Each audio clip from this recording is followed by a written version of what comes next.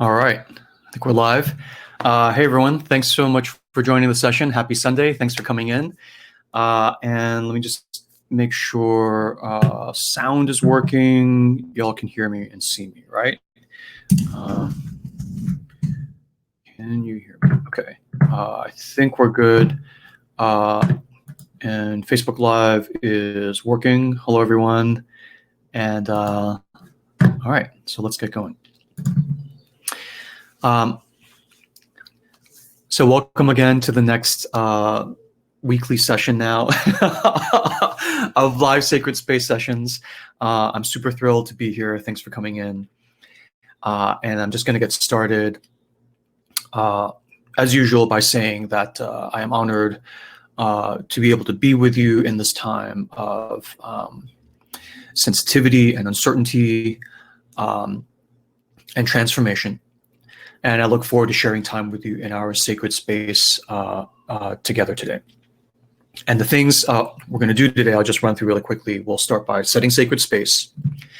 We'll talk about an overall kind of topic of the week, which this week will be, I thought it was time for us to talk a little bit about meditation this week. So we'll talk about that. We've got some Q&A to answer, so we'll do some questions. And then we'll do our sacred space exercise to suggest for the coming week. But also, since it's meditation, I may go a little bit more deeply into just doing a quick meditation exercise we can all do together here, just so you can try it out. And a short sort of poem that will be related to that as well. And then we'll close sacred space. All right, so let's get started. And what I'll do first is start by setting our sacred space together,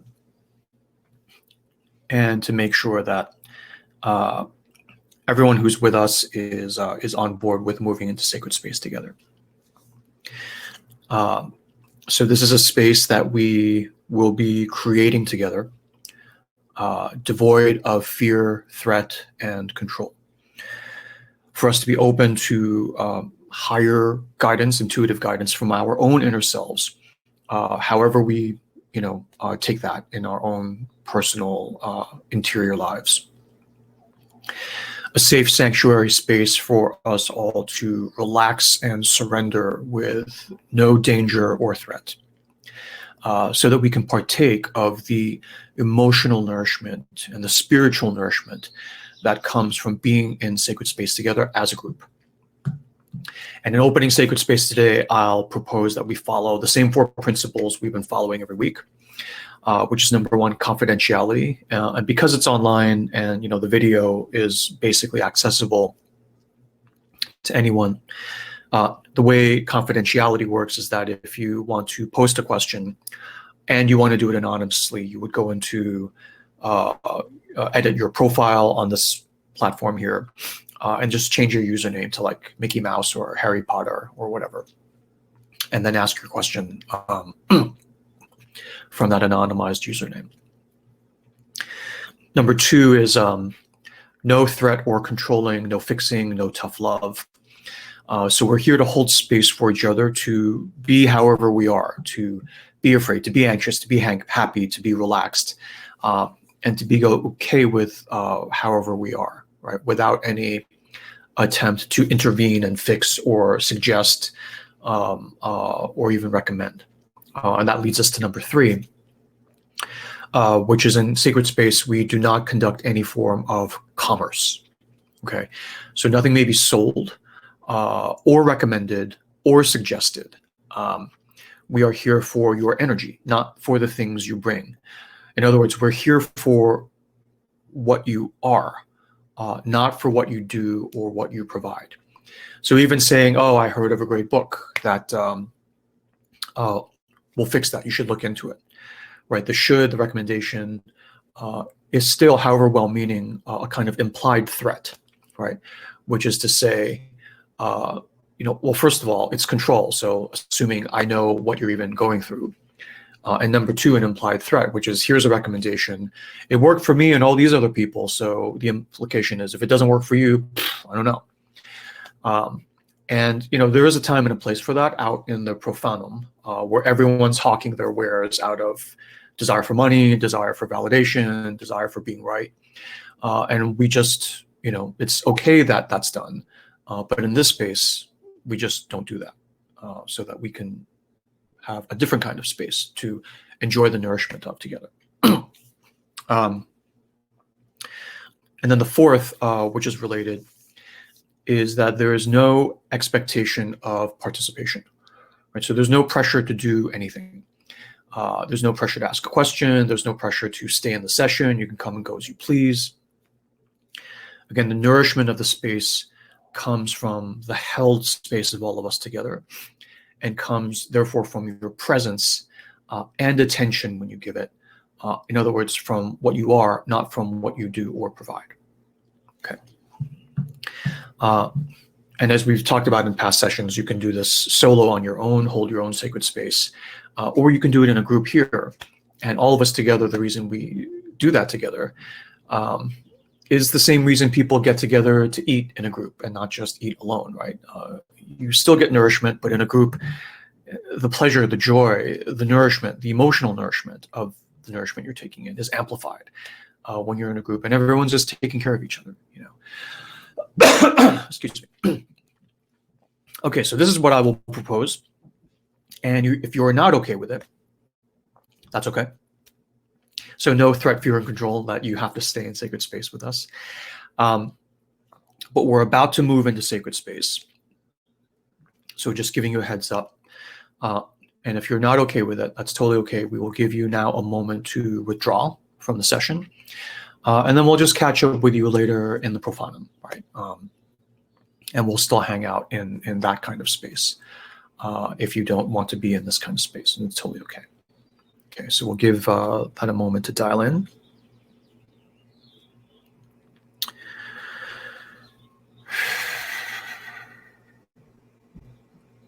Okay. And so now for the rest of us, we will now move forward together into sacred space. Now. And the principles will all mutually observe in protection for each other. Our confidentiality, no fear, threat, or control, no commerce, no recommendations, no fixing, no expectation of participation. Okay. Thanks for being here. So now with sacred space opened and entered into, let's get started. So the topic I wanted to talk about this week was to talk a little bit about meditation.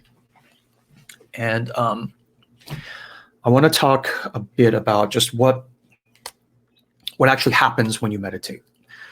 It is a form of sacred space that you hold for yourself, where when you're in meditation, ideally, right, you are in a zone devoid of fear, threat, and control against others, against yourself. And you are in a zone, ideally, of love, nurturing, and surrender. And when I started teaching meditation years and years ago, it became very clear to me that when people came to me for meditation, they were actually coming to me for healing, which was kind of this major life realization for me as just a teacher and someone who is, like, at the time and even now trying to find and follow my bliss, right?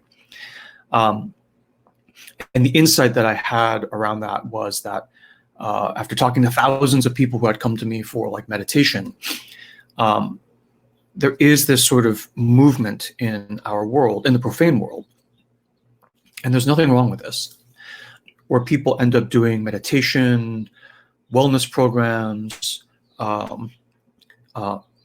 yoga, self-help reading, like all of this sort of spiritual stuff, traveling to India to swim the river Ganges, right? Which is absolutely beautiful and lovely, right? But the thing is, they are sort of on the surface, they seem like spiritual kind of pursuits for spiritual development. But when you talk to the folks in detail as to like why they're doing it and what they're looking to get out of it, what I observed and realized anyway, is that they were looking instead actually for healing. They were looking to heal the pain of inner wounds that were not being addressed by the resources we have in the profane world. And for me, you know, even those who would come to me sort of asking questions about enlightenment and, you know, spiritual development questions, when I would ask them sort of the why and wherefore, why they were sort of even on this path, the answer basically for thousands of people, there's maybe like, I can count maybe 2 or 3 exceptions, where they were primarily looking to spiritual development to ease emotional pain. And to, as one very well-known pursuer of enlightenment and enlightenment kind of methods and even medical devices. I remember years ago, I was sitting with him and a bunch of other like high-tech people, right? And I asked him why he was so interested in like creating a device that would like essentially capture and control the experience of what they were calling enlightenment. And he got very emotional and personal, and he was like, you know, I have this hole inside me, and, you know, I can't make the pain go away. And when I hit this non-dual state, the hole itself goes away because I go away and I get pain relief, right? And I mean, you know, in that kind of setting, I'm like, oh, that's cool, you know, good for you. I'm trying to be supportive. But inside, I'm just like, whoa, you know, it's really intense to hear something like that. Because for me, from my experiences and everything I've learned about meditation, to want to do spiritual development in order to heal inner sort of, you know, very, very painful wounds. And it makes sense that you're searching for stuff, but to do it that way through meditation, to me is like, I mean, training for the Olympics and saying I absolutely have to gold medal in my event in the Olympics. And the reason I want to do all this is because, you know, I want to lower my cholesterol by 20 points. And there's nothing wrong with that, number one. And number two, it's fantastic to watch these Olympians, right, go off and do these feats of like meditation and spiritual development and everything. And number three, it's like, yeah, you know, your cholesterol will improve. So it's absolutely unassailable from those standpoints. But at the same time, when you realize like the thing that's driving them to do it, it's like, you know, you don't have to do all that to lower your cholesterol. Like, why don't we just kind of do it directly? And so part of this also is the desire, very reasonably, in the profane world, to try and seek healing for these inner wounds. And by the way, there's nothing wrong if you have an inner wound. Your inner wound from childhood trauma, from insecurity, from feeling not good enough, that's not your fault, right? And the reason your wound is not your fault is because nobody asks to be wounded, right? But there is this stigma around having wounds. There's a stigma of feeling ashamed of like my body image or my competency or any of these things we talk about in healing. And so this mass movement of people in the modern world looking for, you know, wellness and yoga and juice cleanse and paleo and living, you know, sort of mindfully and doing all of these things and really pounding themselves to do it right, you know, or this feeling of threat, right? Or else, right? You better be mindful. You better like do all things the right way. You better be really conscious. You better have a really high vibration or be trying to, right? Or else. And I'm like, or else what, right? What's the problem? And long story short, the thing that hit me, the reason why I shifted away from talking about meditation into mostly talking about healing is that I realized that people were looking for healing, but without the stigma of going to a therapist or having something wrong with them and needing, help, or without the stigma of medication, right? And many people who seek relief for their wounds very reasonably will do both. They'll have like therapy and medication and wellness and everything else. So to me, at the end of the day, from a marketing standpoint, in the profane, right? Meditation, as we say in marketing, is more of an aspirin. It's kind of nice to have. And if you can find a way to heal the pain directly, that's more of an aspirin. Meditation is a vitamin, and healing, going directly to the pain and just like helping with it directly, without having to train for the Olympics, without having to say, well, it'll take you 30 years to get, and it's like, how can you tell someone that, right? To go directly to that. So that's why, for those of you who know me, who have followed my work for a while, and have commented on the shift away from meditation into healing and then bliss, that's kind of one way of explaining it. Right? The need was healing, so I kind of just moved directly to what the need is, because I want to try and be helpful, and I want to try and make people feel better. But then what happens is, after people have done healing and bliss for a while, they end up coming back to meditation. Right? And this comes up in some of the Q&A for today, because they've gone down into the processes of healing and then moved over into bliss, and then have gone back and forth, healing and bliss, like forever, in this like very productive, fertile piston movement, like healing and bliss, moving you forward in life.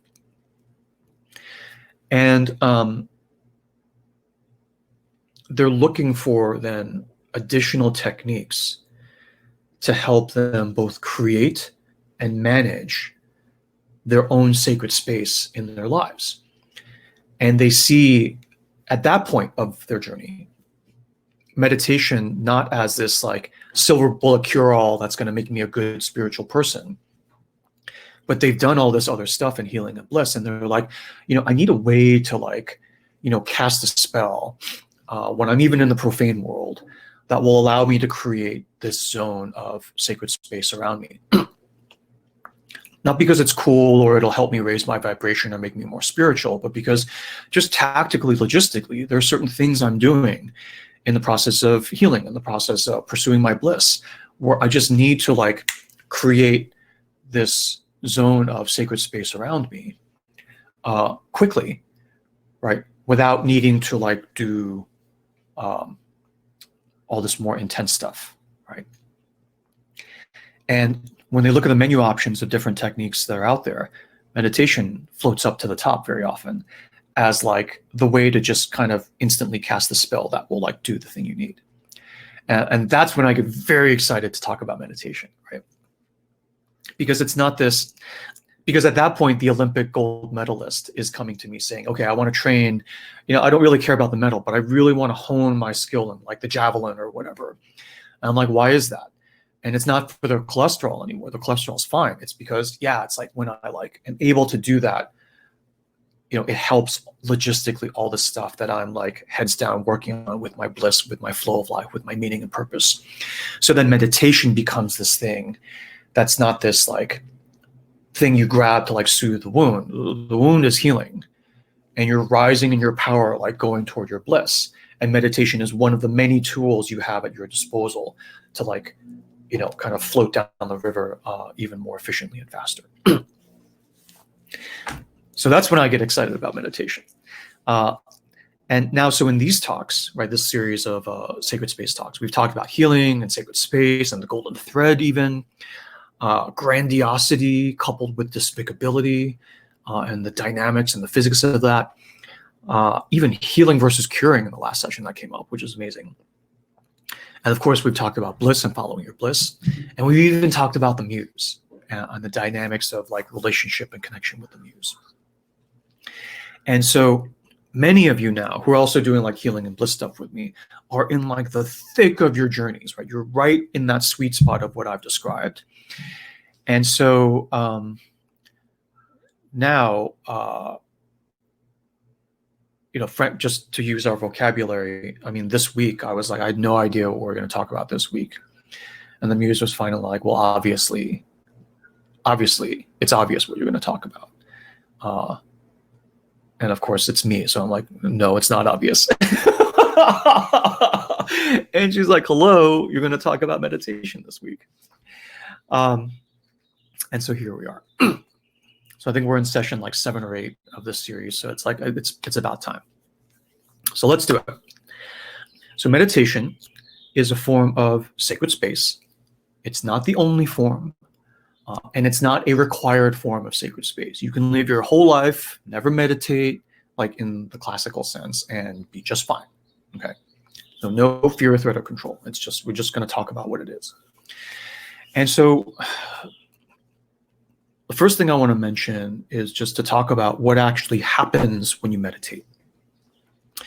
And the best way I've found in teaching is to think about meditation is to think of your mind as being like a fist. Okay. That's tight, clenched tight, right? So when you're angry, you're like this. When you're anxious, you're like this. When you're scared, you're like this. Okay. But also when you're victorious, right? When you're playing tennis and you like smash the ball down and it like, you know, the other person misses it and it hits them in the face too, right? You're not like, oh, that was nice. You're like, yes, right? You're like, yes. And so it's not just bad things where you're tight like this. It's good things too when you're victorious, right? So it's like desire and fear, both of these, you're tight. And so when I teach meditation, one of the things I say is, so this is you when you're tight. It's during good times and bad times. And tight's not bad. Tight's just tight. Okay. And if you are tight 99% of the time and loose 1% of the time, or never, and you're okay with that, that's okay. That's okay. Right? I mean, you are the sovereign of your life and your inner kingdom. So you do whatever you want that works for you. And so, but when you meditate, people are like, how do you meditate? You're like not doing anything. You're not thinking anything. Well, actually not really, right? So doing nothing is this, right? You're just like your limp hand. But when you meditate, you're actually doing this, right? Which is not exactly doing nothing. You are actively flexing the muscles of the opposing muscles to clenching, to pull your fingers open and apart, right? To fully open the fist of your mind, of yourself, of your feeling. And that's not doing nothing. That takes muscular effort as well. It's just a set of muscles that we are not trained to use. Because in modern Western society, 99% of the time and 99% of the things we're taught to do involve doing this, right? In school, they say, pay attention, right? Pull yourself together, right? Get a grip, literally get a grip, right? Wrap your mind around the thing, right? And if you're like this or this, either, and when you're not clenched, it is often shamed. It is basically like, well, you're not being productive. You're not concentrating. Concentrating looks like this. This looks like daydreaming. It looks like goofing around. It looks like wasting time. So through, just a whatever accident of history, nobody's fault, it's not malicious. We end up with this culture where we are taught explicitly that you need to be 99% this, and this is just whatever.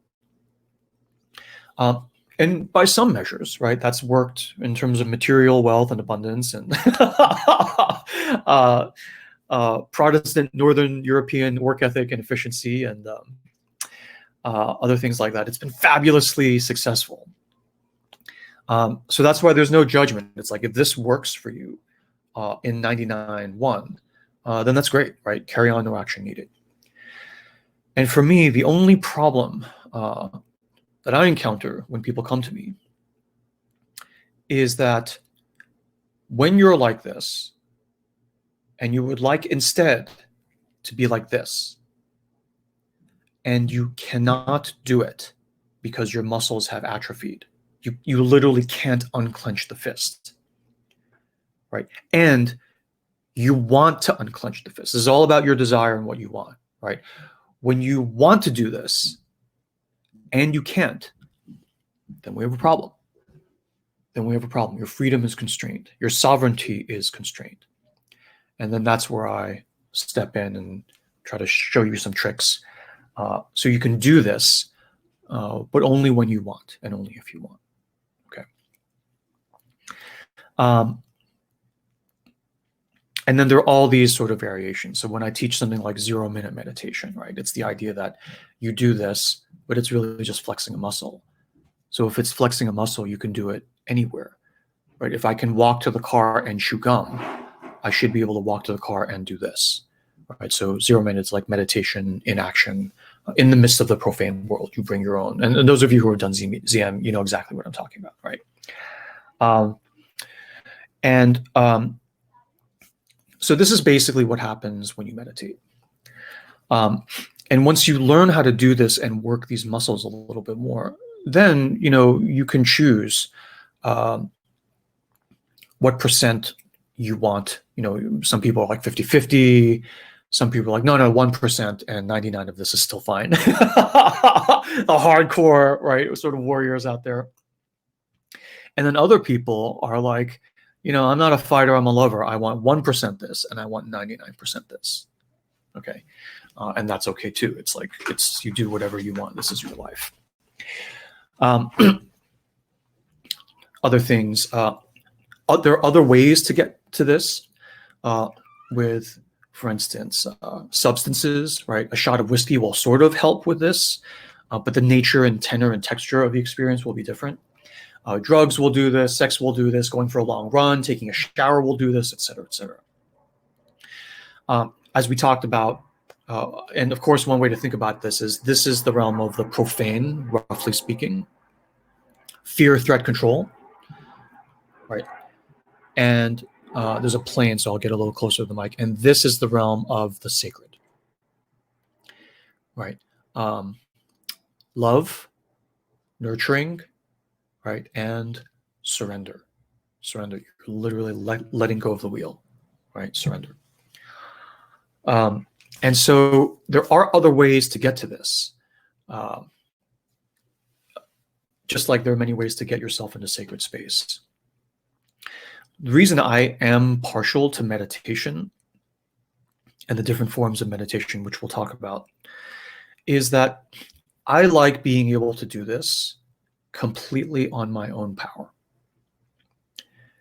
right?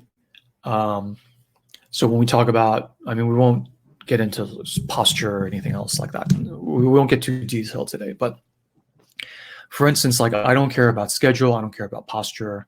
You just do it because you have this power, right? So you can just do it anywhere, anytime, for as long or little time as you like, because it's like a muscle, right?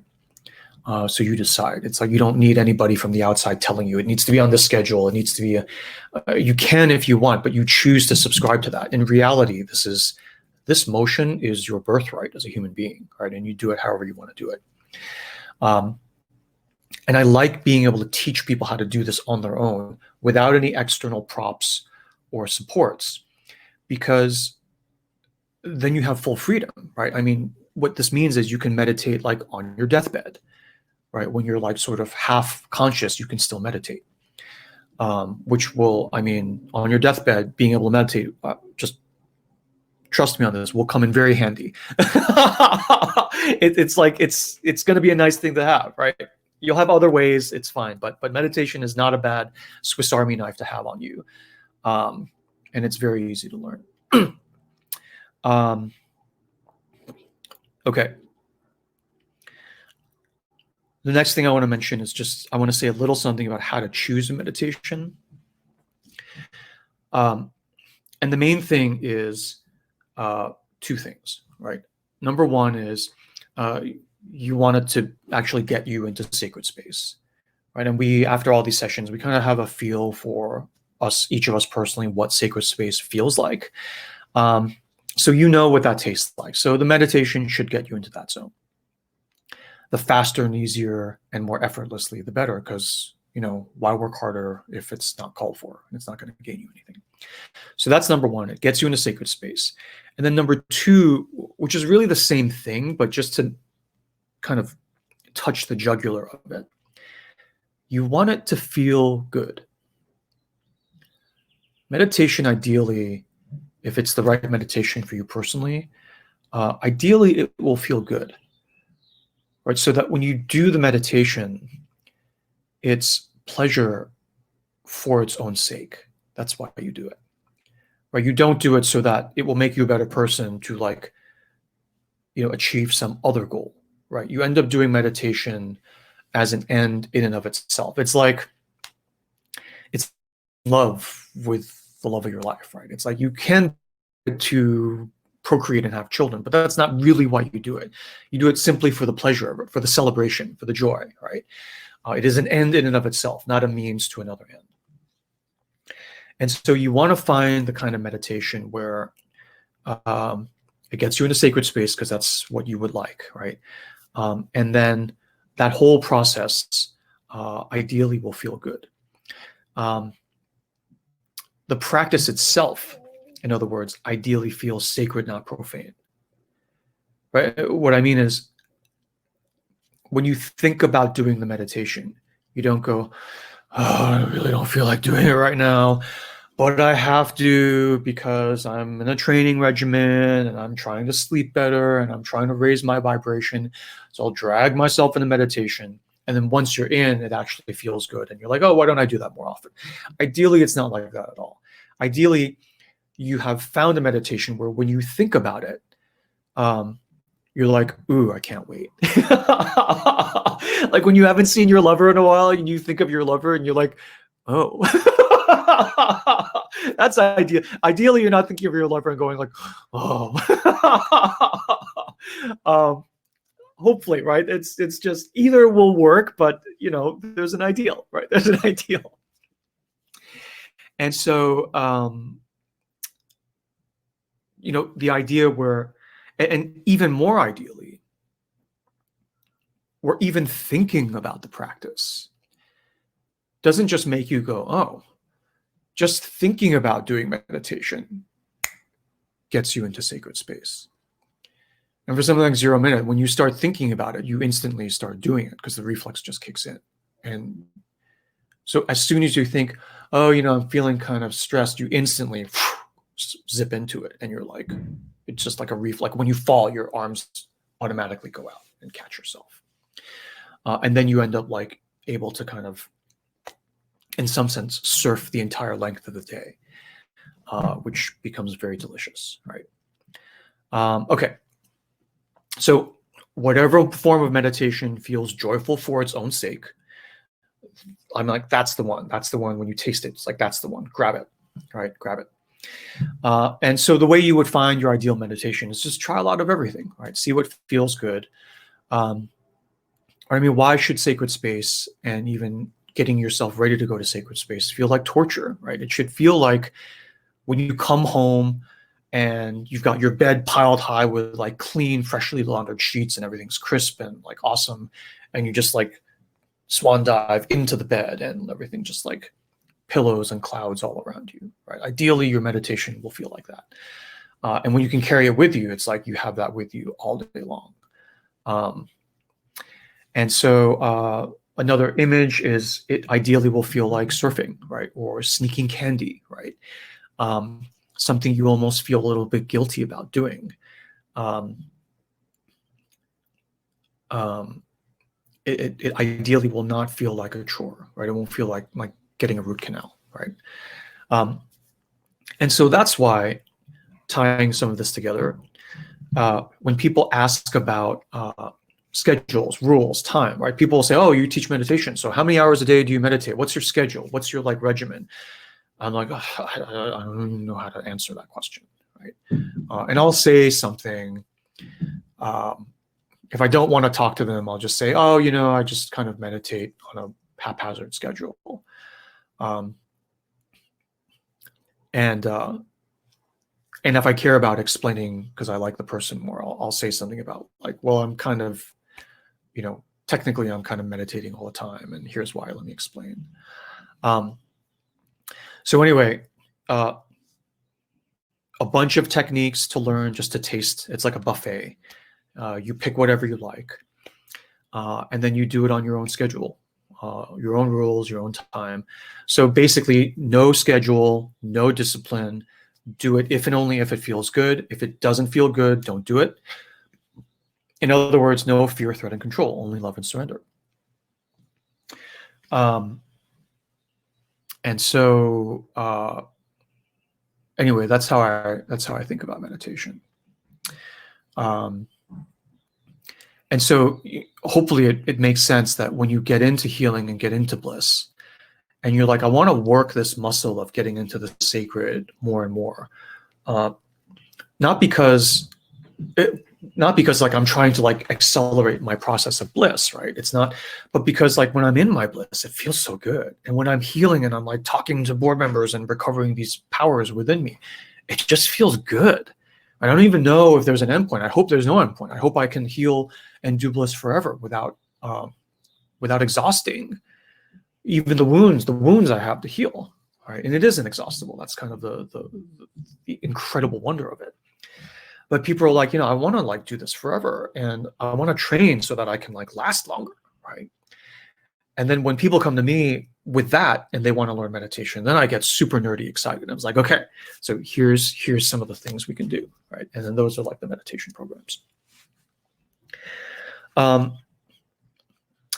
Okay, and what I want to do here then is I want to give you, in addition, and this will be the basis of our poem that we read and the exercise that we do. But I'll like introduce the concept first, and then we'll do our Q&A, and then we'll kind of jump back into it. Is I want to give you one of my favorite images and metaphors, and just to drop some code words in there for you who follow me more closely, like favorite images and metaphors. One of my favorite mythopoetic images, one of my favorite archetypal images. Ding, ding, ding, write this down, write this down. So one of my favorites is from Hindu scripture. And it's from the Upanishads, which is this collection of scripture at the end of the Vedas. And the Vedas are just basically the bulk of Hindu scripture. I'm not exactly explaining it right, but very roughly, like the first 80% of the Vedas are all the sort of, instructions on how to be a proper Hindu, rituals, rules, all the sort of that stuff. And then the last portion of the Vedas is called the Upanishads, which talk more about the nature of reality itself. And the word Upanishad means roughly like sit up in close, because these wisdoms or teachings are typically conveyed verbally from master to student, like when they're just sitting together in the hut, right? And I know it sounds like exotic and everything, but the Upanishads have been like very well known and studied by like Western philosophers, basically forever, like Emerson, Thoreau, Kant, Schopenhauer, Schrödinger, right, the quantum physicist, all dug into the Upanishads, Oppenheimer.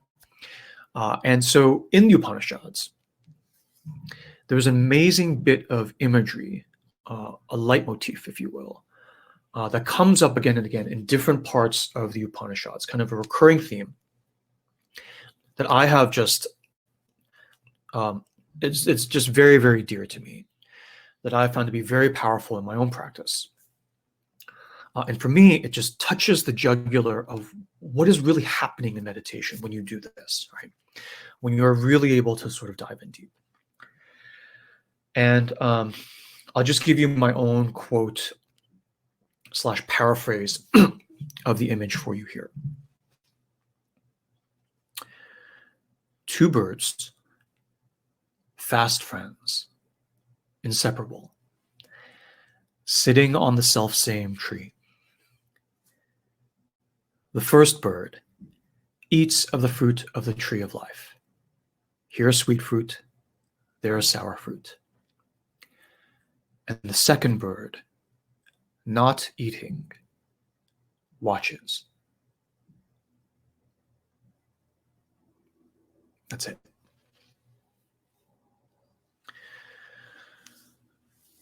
So the second bird is the open hand, not clenched fist. The first bird eats, pursues, and then eats a sweet fruit and says, I want more. Yes, yes, I won my game. I won my proposal, right? She said, yes, she's going to marry me. Yes, right? And then eats a sour fruit. Oh, that idiot. I hate that. I can't believe that happened, right? So the slings and arrows of outrageous fortune, the roller coaster of life, that's the first bird. And the second bird, not eating, watches. And they are both you. Two birds, fast friends, inseparable, sitting on the self-same tree. The first bird eats of the fruit of the tree of life. Here a sweet fruit, there a sour fruit. The second bird, not eating, watches. That's it. Okay. The second bird watches with no judgment or preference or even desire. And the second bird, obviously, is the part of you that is in the sacred. And the first bird, who cares about, who is the avatar of fear, threat, and control, is the part of you that is in the profane. And you need both, right? These two birds, fast friends, right? They're kicking the ball back and forth all day long. Fast friends, inseparable. They're two sides of the same coin. You take either one away, there is no coin. Sitting on the self-same tree of you, of life. The first bird eats, the second bird watches. We all have both functions. And so I'll just go through some of my notes here really quickly. So when you meditate, all you're basically doing is shifting your attention or shifting your center of gravity like that, right? From the seat of the first bird over to the seat of the second bird. And it's still you, right? It's always there anyway. When you're like really pissed and everything, the second bird's still there. The second bird's watching you. And it is you, right? When I'm not aware of my heart beating, it's still me beating my heart. It's not somebody else steps in and starts beating my heart. It's still me, right? When I'm driving and I'm like talking on the phone and I'm shifting the gears or whatever, hitting my turn signal, my flasher, right? You asked me, did I turn on my flasher? I don't even remember, right? But I'm still driving the car. It's still me. I'm just not paying attention to that side of myself. So the you that is sacred is always there. Right, and this is reminiscent of the Jimenez poem we read last session. Right, I am not I. I'm the one here beside me, right, that I do not see. Right, that's the second bird. That's the second bird. And so when you meditate, you're like intentionally shifting yourself over into the seat of the second bird. And it's always there. It's just the only issue is that as a member of modern society, you never go there. You're taught to not go there. You're taught to stay here, right? And just like the Jimenez poems, like whom I sometimes remember to visit, and sometimes I forget, right? And sometimes I forget. And I'll reread the poem in a bit because it's so on point. All of your education, your work, your job, your family, your friends, everything you experience in your practical, profane, everyday life is firmly within the jurisdiction of the first bird, because that's the bird that discerns and says, I like this, I don't like that. This is a boundary violation. I don't like you, step off. I like you, you're helping me. I like chocolate, I don't like vanilla, blah, blah, blah, blah, everything, right? And, this is a sweet fruit, this is a sour fruit, this is good, this is bad. This is profitable. This is unprofitable. This is mindful. This is not mindful. This is high vibration. This is low vibration. Blah, blah, blah. Okay. Not saying that these things are bad, but in the judgment of them, you're in this mode. And that's okay. Right? But this other mode is also you. It's like you have two homes. But the problem is you end up spending all of your time in the first home. That's your choice. They're your homes. You do whatever you want with them. But the thing is, anytime you want, this second home is always there and you can go to it anytime. And now when you learn this technique, basically it's just I've just explained it to you.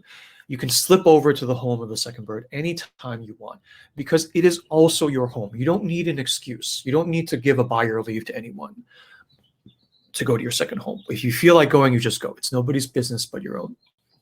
When and how you meditate, when and how you do this. And so that's how you have the sliding dial control of the 99.1%, right? Profane, sacred, or 50-50, or 199, right? It's totally your choice. Some common questions I get, just to sort of get them on the video so you can have them for later, about the second bird is, does it eat the fruit? The answer is no, it just watches. Does it judge the first bird on whether the first bird's doing a good job? The answer is no, it just watches. It takes a while to get a feel for like the enormity of and purity and simplicity of what's actually going on here. Does the second bird confer with the first bird? Does it give advice? Does it coach the first bird on how to do its job? The answer is no, it just watches. It actually has no opinion about anything.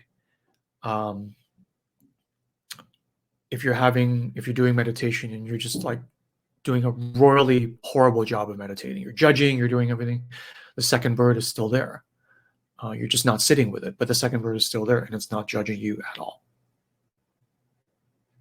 Right? It is like on a seesaw, it is the still point between desire and fear, good and bad, all the two things. Right? It's the only point on the seesaw that does not move, the fulcrum. Okay. So I'll talk more about this when we do our sacred space exercise down below after the Q&A. But just as a nerdy side thing, an Easter egg to like leave in here, the logo of Preside Meditation, if you've ever been to the site, is actually a bird for this exact reason. The single bird you see in the logo, I don't have it printed out in here, but you can go to the site, is the two birds. But the logo is only one bird, right? And the question is, why is the logo of Preside Meditation founded on the concept of two birds, only one bird, not two? And the answer is because you are the second bird.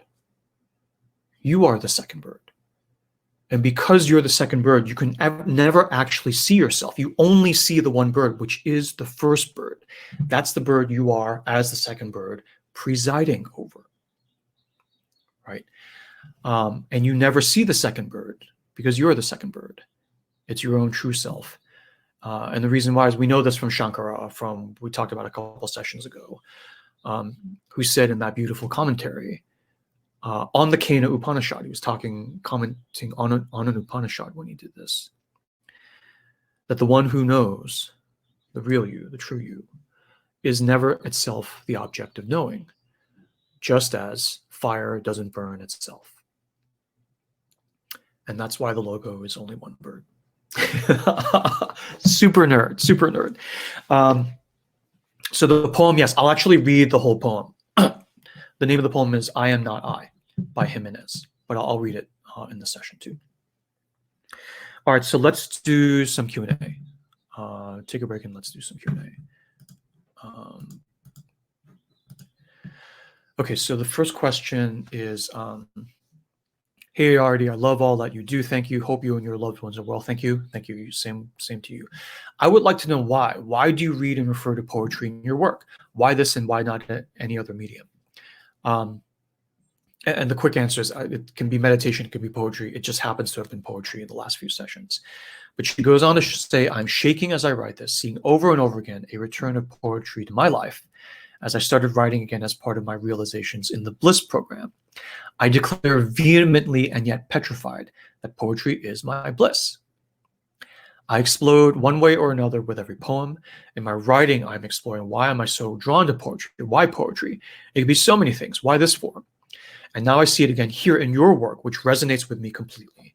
And I wonder and long for understanding this connection with poetry even more. It does not feel like a coincidence. So I love this. Thank you for sharing this. So I'll just say a few things here. it feels like poetry is your bliss. And I think, poetry, like many of the arts in our profane society, is kind of a hard road to hoe and to plow. And so there will be massive parts of your inner board of directors, that motif we use in 7-Day Healing, where it's like, no, it can't be. Because if you admit that it is your bliss and you go off and become a poet, it's going to be a tough life. Right? If you did the bliss program and you discovered like running a hedge fund, right, was your bliss, right, the rest of you will be like, oh, that's great. You'll be like this Wall Street tycoon, and there would be no resistance because the profane, fearful parts of you would be like, yeah, let's go do that. But the thing is, you can't choose your bliss. You can only discover it and uncover it, or try to suppress and deny it for as long as you're able to. And so for me, just looking at this, my reaction is, poetry is your bliss. Congratulations and condolences. It is what it is. It is what it is, right? And in terms of like poetry specifically, I'll just say a few things. It's like, you can pursue your bliss all throughout your life with no fear. And privately, there's no need to actually publish. Right? You can just let your poetry come out of you, and publish or not publish. You can talk to your muse. Does it matter if people read it, or can I just express it? Right? Is it like the flower in the jungle that just needs to be expressed, but doesn't need to be communicated? Okay. Bill Stafford, the poet extraordinaire that we read in the first session or two, he wrote every morning. Right? That's where that golden thread image, one of the places that golden thread image came from, where he wouldn't get out of bed in the morning until he wrote a poem. Because he's like, I'm a poet, so basically I have one job, right, which is just to write poetry. And it's clearest, the golden thread is like offered to me early in the morning, which is the most sacred part of the day, because you're like newly born when you wake up, right? So he's like, I'm going to capture it right there, right in the morning. And I won't do anything else, because the minute I brush my teeth, read the morning paper, the thread breaks and I lose it. So he had that discipline. And one day an interviewer asked him, well, what happens when you wake up in the morning and you write a poem and it's a bad poem? Right? This is the profane, right? Fear, threat, and control. What if it's not up to snuff? And Bill just looked at the interviewer like he was a complete idiot, like he had 9 heads. And he said, well, when you write a bad poem, I write a bad poem. Right? In other words, like, you idiot, it's sacred space. It's not about good or bad. It's about what comes out of you. What you receive is what you receive. And in his life, when they compiled all his works for his like library collection or whatever, he ended up writing, they actually counted, writing something like 22,000 poems. And only 3,000 of them were ever even published. But that doesn't even matter.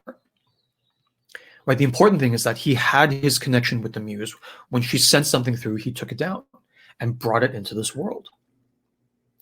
Right? So I would say, especially as a poet, I would honor the muse and let her direct you, and she will take care of the details. The other example that comes to mind is Picasso, right? Picasso ended up in his career making a lot of money. He had drivers, he had like mistresses and multiple homes and multiple, everything. And at one point when he was asked about like how much of a good marketer and commercial artist he was, he said something to the effect of, well, it's my muse. She tells me that she wants me to be in money in this phase of life. The interviewer was like, what are you talking about? It's like, well, I need you. This is the muse talking. And I resonate with this because I get this often too, where it's like, you as this portal through which I send stuff through, I'm realizing as the muse, right? It's optimal when you're in this configuration. So what does it take to, do you need, a lot of money, you need comfort, you need some fame and some and then the sort of portal opens even more. Then it's like, yeah, so yeah, go ahead and do that. I'll support you. I'll like sign the authorization papers. But it wasn't because of the need for prestige or shielding a wound or whatever. It was because of the demands of bliss. And at other points in his career, and through all this, he's just following the muse blindly. In World War II, he was in Paris during Nazi-occupied Paris. He never left. He could have easily left. But he's like, all my stuff is here. I can't move it. And I have to stay here and protect it.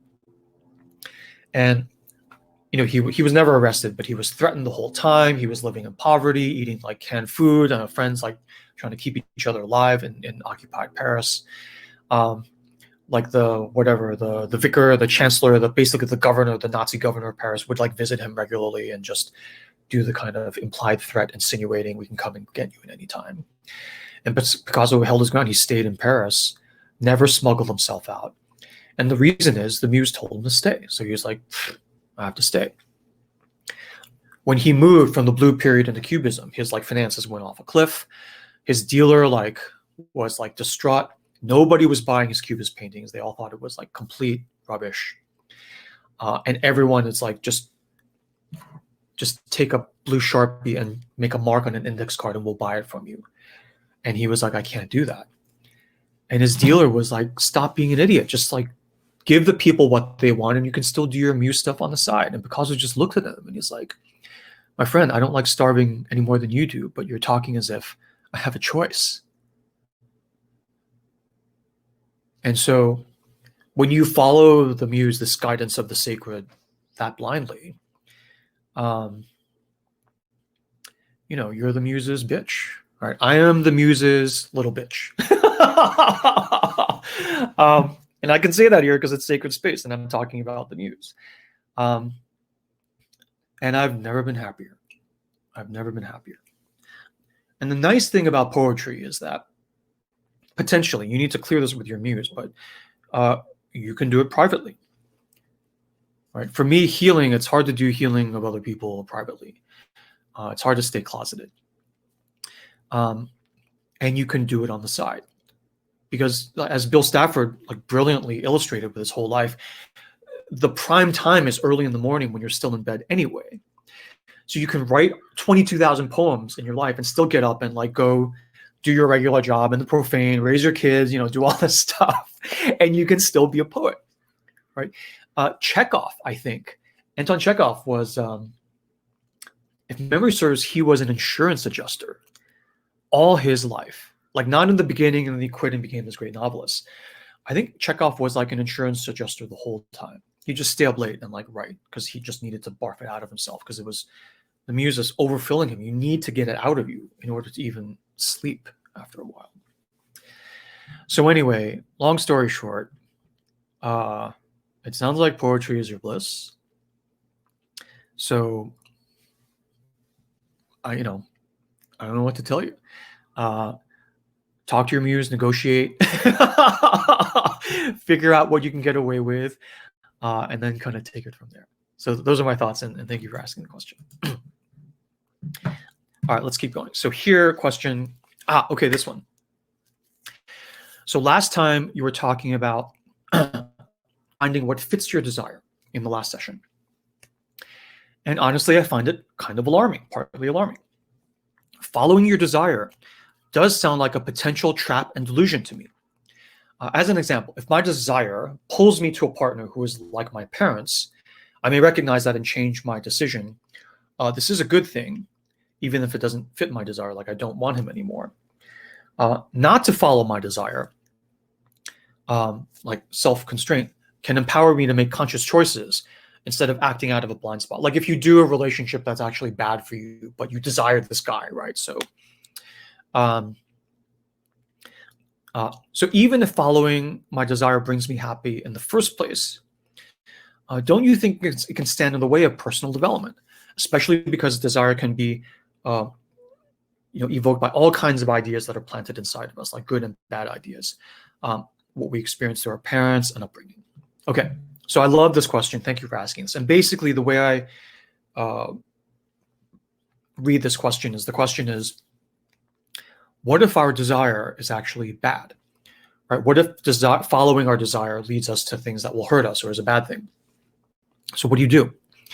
Asked another way, it could be read as like, how do you tell the good desires from the bad desires, the healthy desires from the unhealthy desires? And this is a great question. So I want to say a little something about this, and then I want to bring in a friend on screen to help me answer this question.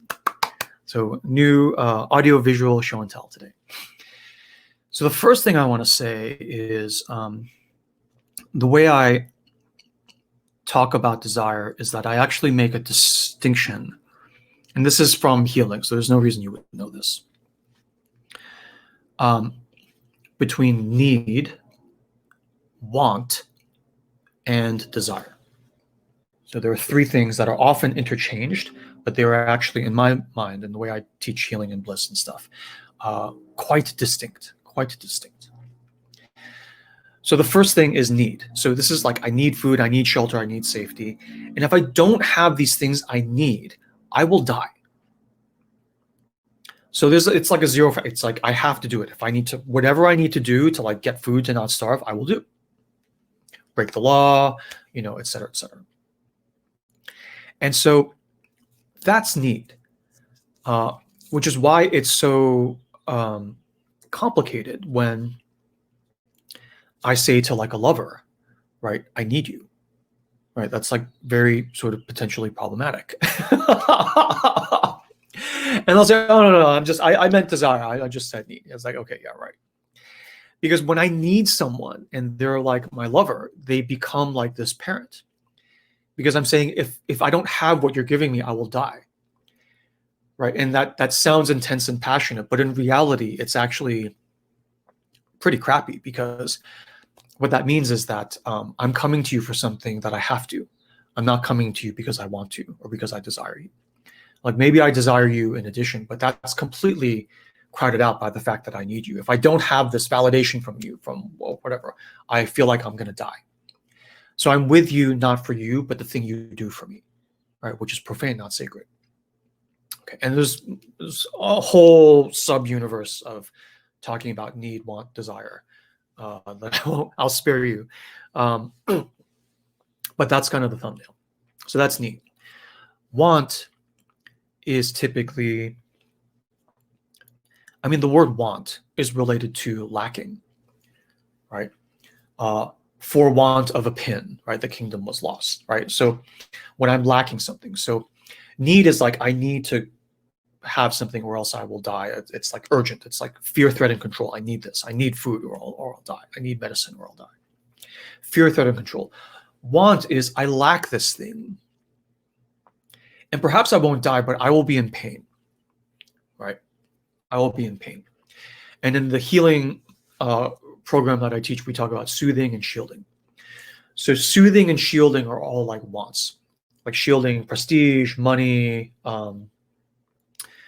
status, soothing, alcohol, drugs, sex, relationships, anything that numbs you, right? So I have this pain, I have this hole inside of me that's painful. And I'm going to grab these things to numb it. And I'm going to grab these things to sort of shield it, so protect it from the judgy gaze of other people and myself. Right? So I'll pump myself up with prestige and money and status and everything in order to shield this wound that I have. So that to me is want, where it's not life or death, but it is a lot of pain. And I'm grasping for something for the practical functionality that it gives me, okay? Not necessarily for its own intrinsic self, okay? And that's why in sacred space, we don't help each other by like saying, well, try this book, try this, talk to this, like, check out this system, because it's like, I feel your want and I'm trying to go in and help so that I get the stroke of the thank you and, I get to fill your want. And it's like, we're not here to do that. right? It's okay to do that, but not in this space. This space is we're just holding space. In this space, it's not what we do or provide, it's what we are. And then the third, which is my favorite, is desire. So how is desire different from need and want? Desire is the thing that I move toward and try to bring closer or get into the flow of for no good reason. No good reason. I can't explain it. For me, it's like, I just like to do nerdy healing things. That's just how I am. It just makes me feel good. I can't explain it. It doesn't make the next guy feel good. He likes, watching boxing and like driving fast cars. I don't like any of that. I just like talking about nerdy healing things. I have no idea why, but when I do it, it makes me feel good for no good reason. Like poetry in the previous section, in the previous question, right? I'm a poet. I just love to write poetry. I love to read poetry. I love to think about poetry, and for no good reason. In fact, against all good reason. There's a million reasons from need and want that I should not be a poet. I should not like poetry. Please, God, let me like high tech or hedge fund management instead of poetry. But yet, when I open myself up and look within, the sacred, the golden thread is all poetry. My desire is poetry. And I have no control over that. And that's the difference to me between desire, need, and want. Okay. So when I was sitting with this question, and I thought about talking about what I just talked about, I realized there's a corollary question that then comes out of that, which is, and I'm getting better here. I'm starting to anticipate your questions, right? Well, okay, fine. If there's a difference between need/want and desire, how do I tell the difference? Like viscerally, how do I know day to day if something is a true desire and something that is like a need/want? Okay. And for that, my standard sort of strongest answer is something that my editor once said about the nature of true desire and how you can tell the difference between want/need versus desire. And I was going to say it and just attribute it to her, but then I realized she's my editor. She's on these calls. She's on this call right now. So what I wanted to do was I cleared it with her yesterday if I could like invite her on screen to just answer this question with me. So I'm going to do that now. And I'll give you a little intro. Her name is Gowri, Gowri. She's based in Bangalore, India. She is my editor extraordinaire. And this is like, I think the first world peak at like the team aspects of the team behind Preside Meditation. It's not just me. So Gowri is my editor extraordinaire. She brings discipline to my mess of talking and writing. And so I've cleared it with her. I'm going to drag her up on screen with me to confer on this question. Gowri, I hope you're still there. I'm going to invite you onto the screen, and hopefully my...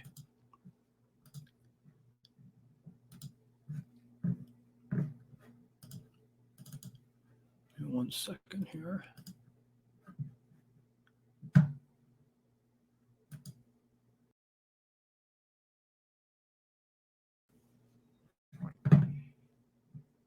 Gowri, are you there? I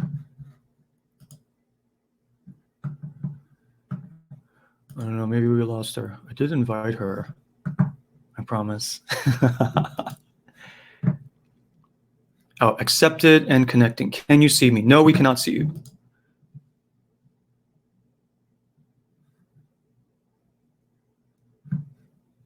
Okay, accepted and connecting.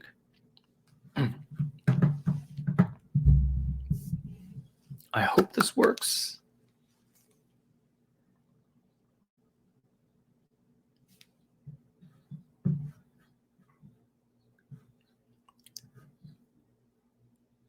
Yes. I think I can send it again.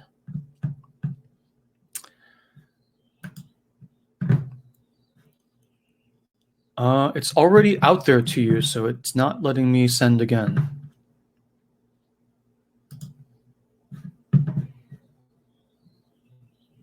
Oh yeah, refresh. Good. Okay, so we'll give her a minute.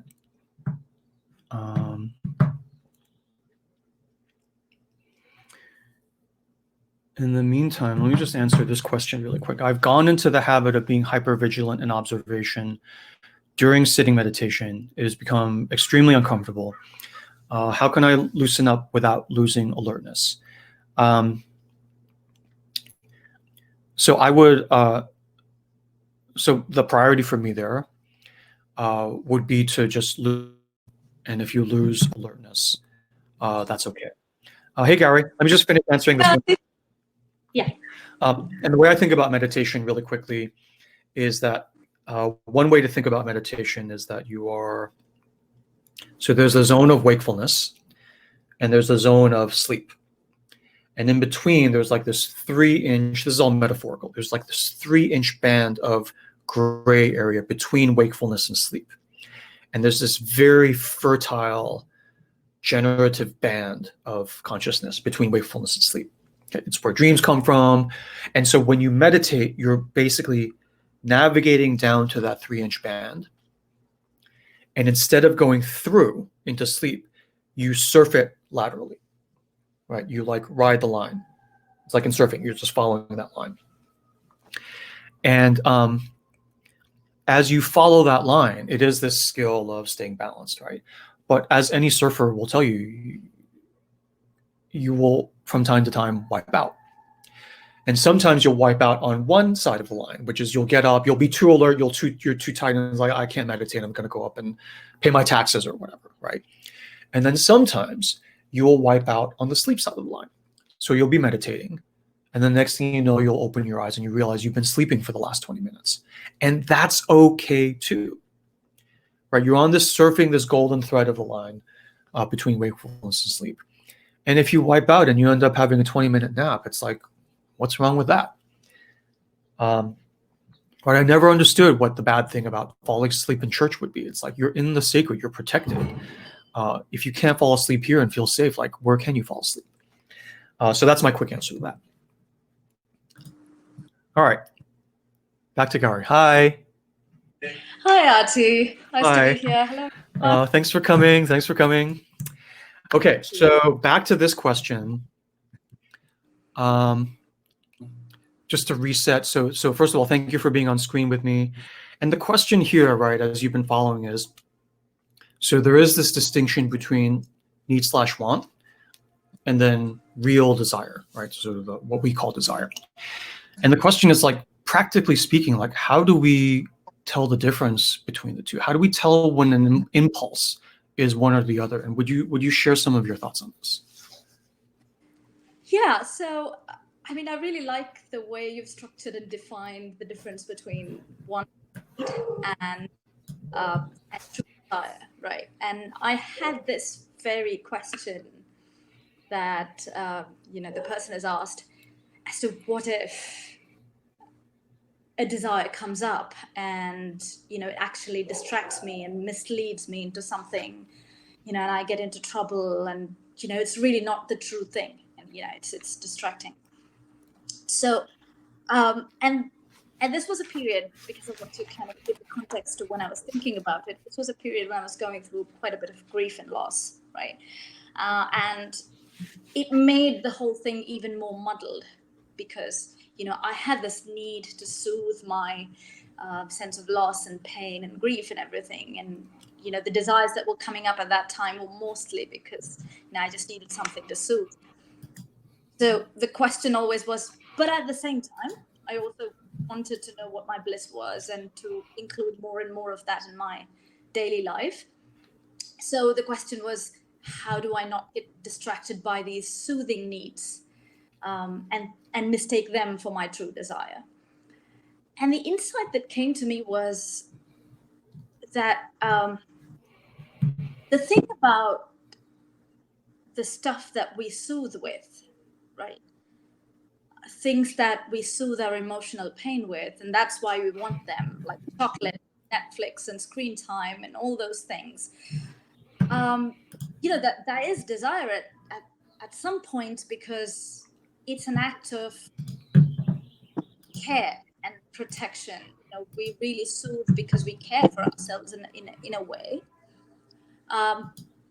But the methods that we normally choose, when we choose to abstain, if we choose not to fulfill those particular wants and desires, it hurts. You end up feeling restless. It's like torture. There's so much pain. You want it. I mean, no matter what, it's, ideally not good for you in the long run. Maybe this is not the best idea, not the best way to do this. And you're hurting yourself too. You're hurting yourself, but it hurts at that moment to not do it, to not pursue it, right?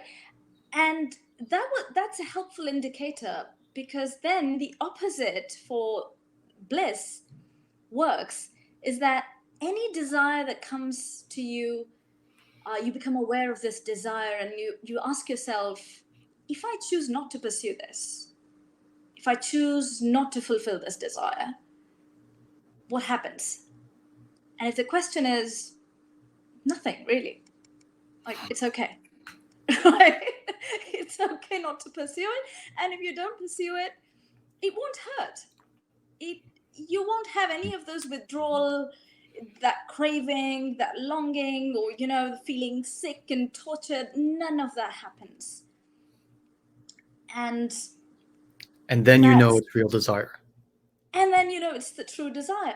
Because kind of, when you think about it in detail, it's just a nice indicator to have, to map your desires on a whiteboard and, think of it that. But when you think deeply, hey, it makes sense, because that true desire comes out of the sacred within you. So there is no punishment and consequence. And if you don't do this, if you don't pursue it, there will be, retribution. There's none of that, right? So there can't be. So you can. Which is why it's so easy to not do it. When you're in the profane all the time. I was going to say, you can end up spending an entire lifetime not pursuing your bliss, and it's perfectly okay. Yeah, like not being a poet, and you're okay. Yeah. Nobody's going to die if you don't pursue poetry, but, it doesn't feel very good. Yeah, it doesn't. Yeah, I mean, even feeling good is, like you explained with meditation, it's like being away from home.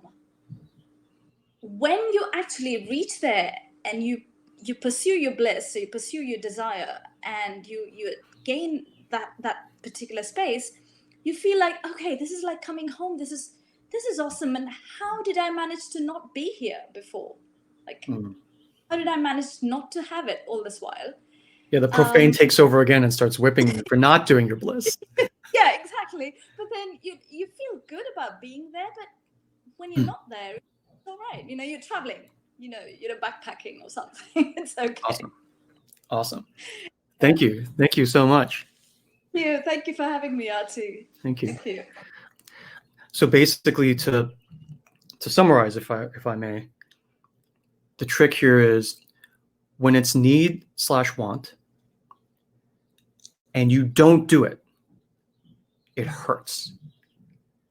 Because the thing you're doing is numbing and protecting the wound. So if you don't do it, you drop your guard, the damn thing hurts. And it's fear, threat, and control, because it's coming from the profane. When it's your actual desire related typically to your bliss, because bliss and desire are like, right, sort of this braided thread, this braided golden thread. If you don't do it, it doesn't hurt. Because the golden thread comes from the sacred, and the sacred intrinsically is not threatening you. And so, and also behind this desire to be a poet, or this true desire, the other reason it doesn't hurt is that it's not covering a wound. it's not a gash in the tree. It is the lines of grain in the tree. It is the flow of the tree. So yeah, if you don't do it, it's not going to hurt, but it's like, it feels so good when you do it. And that's why people will sometimes start with bliss. That's like, I want to do what I want to do. And they realize, oh shit, I'm a poet. Forget it, cover it. And then they get pitched into healing. Or they start with healing and they say, well, I can't really do these things that you guys do. I have all this trauma, and then they start clearing the trauma. And they stop doing things out of need and want. And then they hit this neutral zone where it's like, I'm kind of spending a lot of time doing nothing. Is this okay? And I'm like, yeah, it's okay. And they'll say, like, yeah, I knew it was okay. Because they're getting good at being in the sacred in themselves. They don't need me to tell them it's okay anymore. They're like, yeah, it's okay. But I just wanted to ask your opinion. And I'm like, no, that's fine. You don't have to do anything. But then in this zone of where you take down the sails of your ship and you're just sitting there because you're like crossing your arms, you're on strike. I'm not going to do another darn thing because of fear, threat, or control anymore. And all these needs or wants, forget it. Right? I'm sick of it. I'm not going to do anymore. And you sit there and you do like nothing. You're like a dumb animal just sitting there. And then eventually you start to hear these glimmers, these whispers. This is the golden thread of like, what? I feel like writing a poem? Are you kidding me? That's so stupid. And because you've done all the healing, you're like, well, I'm not doing a whole bunch of any other stuff anyway. I guess I'll start writing a poem for no reason, and I'll just throw it away after I write it. And then you write it and you read it, and it's like, oh, that's pretty good. Maybe I'll just stick that in my drawer, And when you clear that, you make room, you make sacred space for the stuff that comes up that says, hey, why don't you do this? Why don't you do that?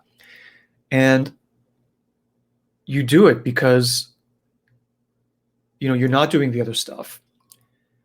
And if you were doing it, it's like if someone said, well, why are you writing a poem? Are you a poet? Are you going to win like some prize or something? Are you going to make the classic parent? How are you going to make money writing poetry, right? You're like, I have no idea. I have no idea why I'm writing this poem. I have no idea. But I know that I just want to do it, I guess. And I find myself with idle time just doing it. And that's when those are sort of the hunter's tracks, signs, broken twigs in the forest. That is your bliss. When you're tracking your bliss, those are the things to look for. Some people can go directly into their bliss, and then they go, and then they hit a wall, and then they heal. Some people start with healing, clear a bunch of stuff, and then they start asking themselves, well, what do I do if I don't act out of fear and threat? I guess the only alternative is to act out of love and surrender. And before you know it, they're writing poems like they did when they were 7, and then they were told not to, right? So they come back to that.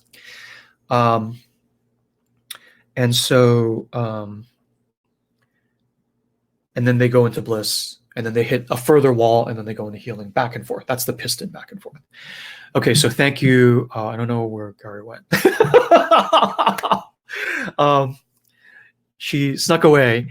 Okay, so well, that was the answer to the question. Thank you, Gary, for helping me answer that. I hope that was helpful. Okay, there you are. Okay, good. All right, so let's keep going here. Yeah, you can stay, go, however you want to do it. Okay, so how do I stop the mind from constantly going? Oh, Gary, we can hear your keyboard. So if you want to mute your mic too, that would be great. How do I stop the mind from constantly going in order to hear the guidance that I seek? Okay, so meditation, obviously, this is the meditation session. We can help, but any way of getting into sacred is fine, where you'll hear the voice of desire / guidance / the golden thread. Like when we're in the shower, ideas will hit us. When we're in sacred space here, every now and then in the text, in the comments, emails I'll get afterwards, they'll be like, people will be like, I was listening to you, just like sitting around, like drinking coffee, listening to your sacred space session. And all of a sudden, there's like 3 different things, these dots connected. And I was like, right. And they're like, thank you. And I'm like, I didn't do anything. I mean, I'll take the credit. I'll take the credit. But I didn't do anything. We were all sitting together in sacred space. And that's kind of what happens in sacred space. That's why it's so cool, you know. But we typically drift away from it and it becomes 1% because there's no fear, threat, or control keeping us there. And at the end of the day, you know, it's like, I'll just say this, okay? We're all made in God's image, right? The Abrahamic religions, even the Abrahamic patriarchal religions will concede that we were made in God's image. And to me, what that means is we are creators because God is a creator. We're not slaves. And if we're not slaves, then we do not need to think 99% of the time in terms of fear, control, and threat. Do this or else you will get a whip across your face. We're also creators, which means there are certain things I want as a creator, as the master, right? For no good reason. If I'm the master and I say, I want 3 olives in my hand right now, stuffed with blue cheese, and the slave says, why? What's the slave's going to get a hand across the back of the hand across your face, right? I mean, in Roman and Greco times. So as the creator, as the master, when I say I want something, there is no reason given. That's the what of what you want. And then the slave part of you, because you have 2 birds, second bird and first bird. Then that first bird, the implementer bird, the slave part of you will say, okay, well, how do we do that? How do we, you know, make room in your life to be a poet, make room in your life for your bliss, the things that, you know, have no good reason, and you figure it out. That's the ideal relationship between the two. Vision comes from one and implementation comes from the other. You figure out the what in your life and then the how clicks into place, right? Feeling is vision. Thinking is implementation. That's why when you put thinking first and you ask thinking, where should I go? It always lies. It just picks whatever somebody else said to you, the last person you spoke to. And that's the most influential thing, which is stupid, but also makes sense because when you're thinking like a slave in terms of pure fear, control, and threat, what does a slave do? They follow the orders of the last person they spoke to. But I use this kind of charged language of slave and master because all of us have the master within us. We are creators. We are created in God's image. So we are creators too. And we have this golden thread within us that it's like, I am a poet. Sorry, but I am. So we're going to need to deal with, like, you know, as Evan Shipman once famously said to Hemingway, who was a poet, right? There is, of course, the question of sustenance. So how do you be a poet and also not starve in the profane? And that's what you get paid to figure out, right? It's like that's part of the work of art that is your life, to figure that out. So anyway, the mind will constantly go, that's okay. But when you spend time in sacred space, you get glimmers of you know, the golden thread, the second bird. Okay, this next question, how are we doing on time? Okay. Hey, Artie, could you please discuss the topic of our thoughts and the thinking process as it occurs in the profane world versus the sacred world? Okay. The question arises as the last session you mentioned how our feelings and our bodies never lie, but thinking does. Okay, so I kind of touched on that, but let me say a little bit more. So in the realm of fear, threat, and control, we shut down feeling because fear is this overriding emergency red alert feeling. So when we feel fear, it shuts down all other feeling, the nuances of love, of vision, of, you know, principle, right? It cuts off feeling and just cinches down into thinking. So my only thought of the master is fear. And the only thought of the thinking slave is like, how do I like remove the thing that's threatening me? Which means you're reacting, not creating, et cetera, et cetera. So thinking goes purely into the linear mechanics of being reactive. How do I get out of this pickle now? How do I get out of this low level emergency now? With no view to the bigger picture of your life vision or any of that. The golden thread snaps and you lose your way. So thinking is the how, not the what. And when you have fear, you get cut off from the what. You get cut off from your vision. Okay. This is why certain people in our society we call leaders and visionaries. not because they have vision and you don't. We all have vision. The difference with a visionary is that they have spent, excuse me, my neighbor's pulling out of the driveway, so this will be a little noisy. But the difference with visionaries is that they have spent enough time in the sacred, in however they practice the sacred, sitting with their own vision, so that when fear strikes and they want to go like this, they have enough muscle power to say, wait a minute, hang on just a minute, right? And they have the muscles to keep the temple open, to keep holding space for the sacred, and to hold the hand open like in meditation, so that the sacred can continue to guide your actions even when you're under threat, right? And the words we use even in the profane to describe this state of affairs. So I'm under threat, right? The Nazis are threatening me, and yet I'm still, finding a way with threat of my life to like shuttle the Jews in my country out into safety, right? We call this integrity.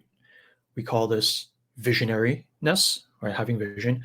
We call this holding to your principles, which is the sacred golden thread within you. The principles of like, humanity, egalitarianism, sort of, empathy, all these things that will tend to snap and go out the window when you allow fear to take over control and completely plunge you into the profane. When you've been in the sacred long enough, the minute you start stepping outside the temple, everything feels different. You're like, whoa, wait a minute, this is something's not right. And your first reaction, just like your hands coming out when you fall, is you say, wait a minute. And you stop. And you don't cut off the guidance of the visionary. And you do the things that are in line with your golden thread, with your principles, even if they end up costing your life, because they are more important. Right? Your bliss is the thing that you live for. And another way of asking that question is, what would you die for? You don't know what you would live for, what you actually live for, until you know what you would die for. They are flip sides of this. They're two sides of the same coin. And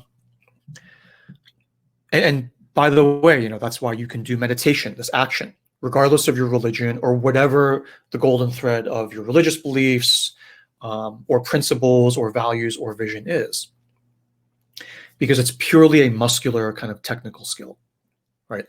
That's why I'm not like a religious kind of advisor or whatever, right? I mean, when I teach you meditation, I'm teaching you a purely technical skill. It's like I'm teaching you how to fry an egg, right? And if you want to go and fry an egg in the name of Jesus or Buddha, that's all right with me, right? But I'm just going to teach you the technical skill. And so the what then is the key deeper desire, the real vision that comes through when you keep the temple pillars up and the sacred space held. And this is why, like, when people have done a lot of meditation, not all people, by the way, which is kind of comical and adorable in itself. Not all people, but that's why most people who have meditated for 20 or 30 years, they're like more zen, they're more calm. It's very hard to like poke them and provoke them to anger or anxiety, because they have this like very broadband connection to the sacred. They're always kind of like half soaking in the hot tub of the sacred, more than half, right? And so when you try to pressure them, the first reaction is to hold the boundary. It's like, you can't come into the temple. Hang on, just stand out there and tell me what you want, and we'll work it out, right? And that's the thing. You're like, oh, they're so spiritual. But it's like, they're not better people than you. They don't have more creative vision than you. You have just as much vision as anybody else.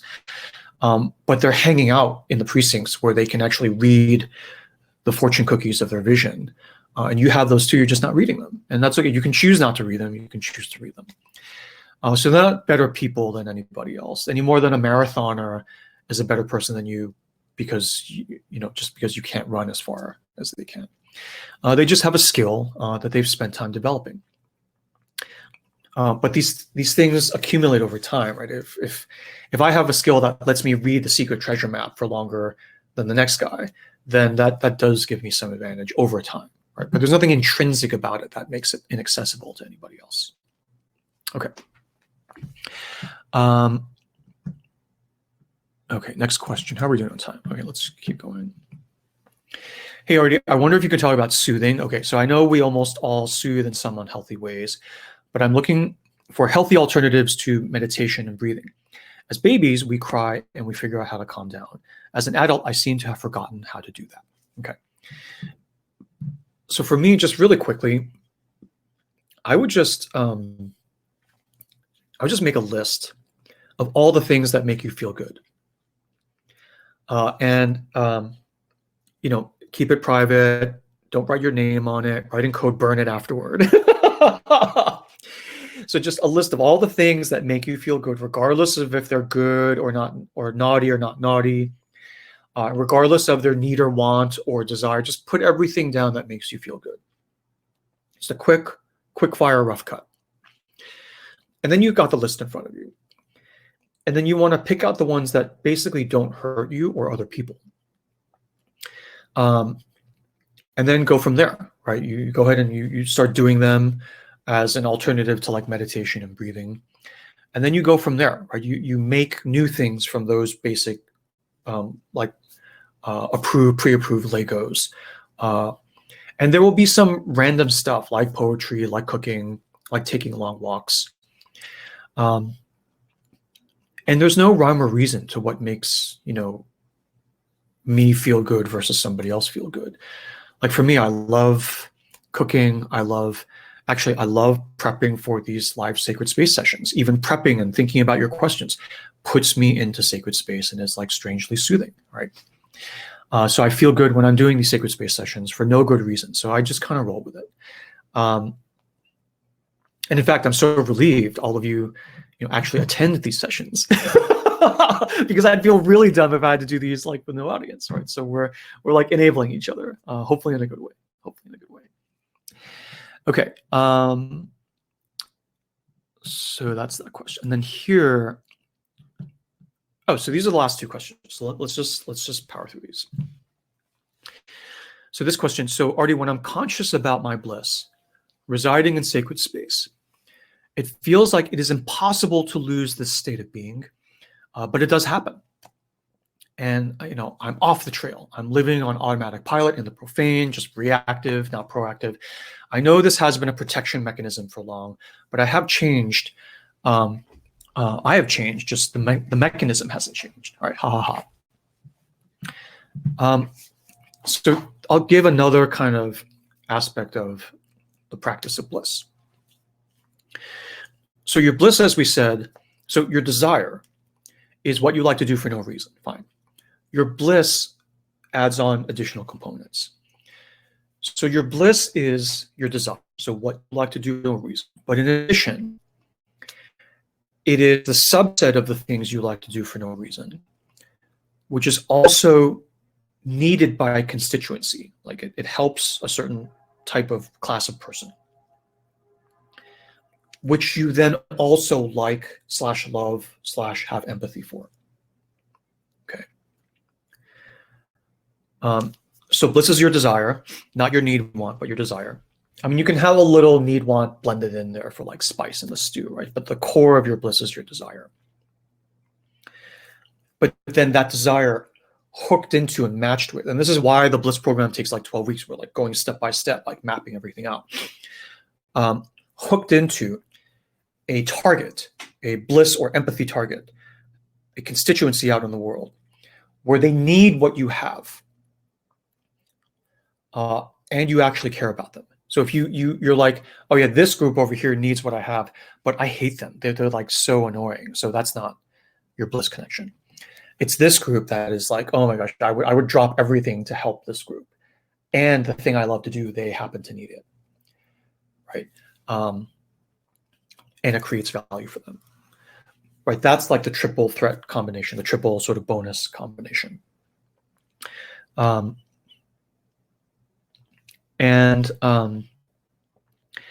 This fulfilling of another's need is the hook that makes bliss resilient beyond being just desire. Okay, because how do I see this? Okay, so we've already said that desire is not very resilient. The golden thread snaps at a touch, right? Because it's what you want for no good reason. Well, when you take that desire, draw it out of you, and hook it around a person who actually needs what you do, right? That person's need is what makes it very resilient and forceful in the realm of the profane as well. It is the thing that grounds bliss down into the reality of the world. It makes it take root. Because otherwise, without that, right, bliss is just a floaty meditation and a daydream, right? A fun psychedelic thing with no lasting impact on your life. And so I want to share one note, this quote that I read this week, which is so powerful. It was in this written in the foreword to a book by Robin Artison, and it was a quote by this guy, this ecologist, this Canadian ecologist named Stephen Jenkinson. And the quote is this, and I'll just give it to you.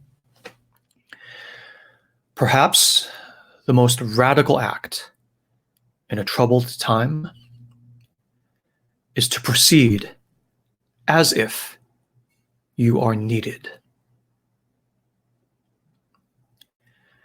Perhaps the most radical act in a troubled time is to proceed as if you're needed. So when you get your bliss signal compass reading in the sacred space, this is one way of carrying it with you back into the realm of the profane, to proceed as if you are needed. And I'll give you my own story just to kind of really ground this further. These live sacred space sessions that we're doing now that people, seem to like, so I'll keep doing them. So it's great. But they came about when I was talking at the beginning of lockdown, right? Almost 2 months ago now, when I was talking to a healer friend in New York about how we can help and, like the usual delivering meals and making masks and all this stuff, which is all super useful and amazing. And in our conversation, I was like, that just doesn't feel right. That doesn't feel right somehow. And she was like, yeah, I agree. I don't know. I mean, we'll still do them, but there's something about that doesn't make the connection. And I was like, and I just blurted this out. I was like, I think that we as healers will each be called on to support the world in a way which is specific to our bliss and gifts. So it's not just what the world needs, but specific constituencies, and then our golden thread hooks into that. And literally the next morning, I woke up and the muse was like, live sacred space sessions. It was just in my brain when I woke up. And I was like, huh? What live? What even? I mean, I'm giving you probably a little more than I should be telling about my relationship with my muse. When I woke up in the morning and she was like, live sacred space sessions. And I was like, what are you talking? What even is that? Why are you even, I need to go to the bathroom. And she was like, no, live sacred space sessions, write it down. I was like, oh, fine. I'm gonna write it down. Okay, I really need to go to the bathroom. These are my mornings, right? And I wrote it down. I completely forgot about it. The minute, like washing my hands, getting coffee, golden thread snapped, gone. But because I wrote it, later in the day, I walked past my bed and I saw that I'd scribbled something on the notepad. And I was like, I literally did not remember even writing anything down. And I went and I looked at it and I read live sacred space sessions. And I was like, I have to do this. I don't even know what this means exactly, but I'm gonna do this. So I just started, my hands just started moving and I just started doing it. And it wasn't until after the second or third session that I looked back on the topics we had actually covered and I realized what this was. That I still don't really have words for, but it's almost like if the healing programs that I do are kind of like healing work, like nurturing kind of healing, like you come in and we're going to like work on specific stuff, right? These sessions are more like the alternative use of a temple. So like you have a temple and you come in and there's a hospital part and you help people who are wounded. And then there's another part of the temple where everyone gathers like for no good reason, just to like sing and celebrate. And these sacred space sessions feel more like celebration to me. I'm not using the right words. It's still very not articulate, but that's kind of the feeling that's been coming in the last couple of weeks. So then that's how I got the idea. I was given and granted the idea of sacred space sessions, and I just started doing them, and I'm learning what they even are as we go. So here we are. I still don't really know what we're doing here, but I'm getting the signal, the cattle prod, to like keep doing it. So here I am. I'm just rolling with it. Okay. So, and then this last question. Okay, so to breathe or not to breathe, that is the meditation. So hey, Artie, in my own healing and bliss journey, the usual portals to the sacred have been shut down or dissolved. The dreams that used to come, the long sprawling narratives have dried up. The long contemplative walks, runs I used to take are no longer possible where I live. In many other ways, it's like the muse is calling me to try a different route, possibly meditation, for which I've never developed any dedicated or discrete practice. I've tried sitting in the past in various environments. It's never really worked. I feel like I'm trespassing in somebody else's temple. The gray area between sleeping and wakefulness, I'm just like wandering around in there. I'm not really going fully deep. At the same time, I hear yours and others' tales of how deep you can go in meditation and what sacred worlds and underworlds of discovery await. How do I get started? How do I distinguish between the call of the muse and the push of my own ego to make myself do something because it's good for me and everybody says so? Am I resisting meditation or am I trying to rush it? So thank you for asking this question. A little late, I might add. And the reason I'm saying that is because it's Sunday. You only posted this yesterday, late Saturday. And it's hilarious because all last week I was wondering, what are we even going to talk about in next Sunday's session? And the muse was like, you're going to talk about meditation. And I was like, what are you talking meditation? That's like so 2012 for me. I don't want to teach meditation anymore. I don't really want to talk about meditation. I'm not really even a meditation teacher anymore. Why are you making me do this? And she's like, you know, at moments like this, sometimes she'll just like press the button on the cattle prod and you'll see like the blue lightning flicker. And I'm like, okay. I'll talk about meditation. Put that thing down. I got it. I'll do it. And then now when I read your post, I'm like, oh, her. That's why the muse is telling me to talk about meditation, because she's ready to learn about meditation now. And it's just hilarious because I find I get into these phases where I end up being like almost the personal healing butler to like 3 or 4 people at a time, where everything I'm like cattle prodded by the muse to do, like just it's custom tailored to certain people that are doing like healing and even sacred space sessions with me here. And it's just a pattern I've observed. So it's totally adorable. That's why we heal each other. When you come to me and like you're the guru, and like no, we're healing each other truly. So yeah. So now after I read that yesterday, I was like, oh, that's why I'm talking about meditation. So all right, let's like right then, you know, let's do it. So this whole session, you can thank her for it, and I thank you for it too. Okay. So to answer your question, I've already talked about the gray area between sleeping and wakefulness, the 3-inch ribbon between wakefulness and sleep, and then you surf it laterally. Okay. So it's like wakefulness and sleep, and then you navigate down into the 3-inch ribbon, and then you surf it laterally, right? You ride the line. This is all metaphorically. As you're surfing it laterally, you can wipe out and be so irritated, you like get up and I can't meditate. And just get up. If you wipe out, just get up. Go have a taco, go, you know, drink some tea, and don't meditate for the rest of the day. Don't meditate for the rest of the year. It doesn't matter. If it doesn't feel good, don't do it. Okay. That's why other meditation teachers are just horrified. When they hear me, I'm like, sorry. It's like, I'm just telling you what I think. All right. And I've been meditating for like 30 plus years, right? And I'm just telling you what works for me. And then while you're surfing the line, you can wipe out on the other side of the line, which is you fall asleep. And I'm like, boo-hoo. Most people, like they're meditating, they have sleep problems anyway. So if you catch a 30-minute nap in the middle of the day, don't beat yourself up for it. It's like, that's awesome. You just made up for half an hour of your sleep deficit. That's great, right? So that having been said,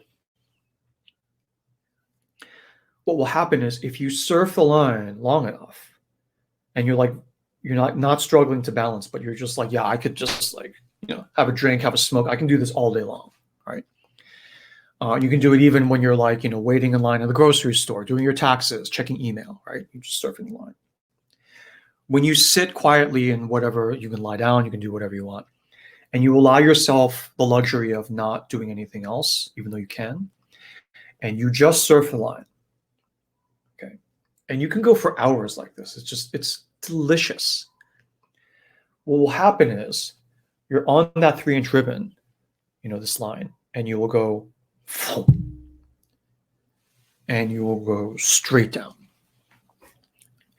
into ocean of bliss that I talk about in some programs, Ananda Needham, and all this stuff will happen or not happen. You'll meet things down there, your lost board member, lost parts of yourself, or not. You'll just like have a relaxing, delicious kind of rejuvenating recharge time down there. And so it's this line is the midpoint between desire and fear, between wakefulness and sleep, between sacred and profane. It's almost like the inner sanctum of the temple, like in the precinct of the sacred, there's like this inner 3-inch ribbon, right? You balance there, you go all the way down.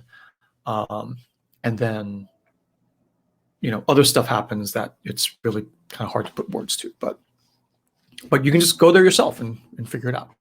Okay. So that's my answer. And so thank you for asking that question. Thank you for asking all your questions, everyone. And then you also, all of your guiding questions.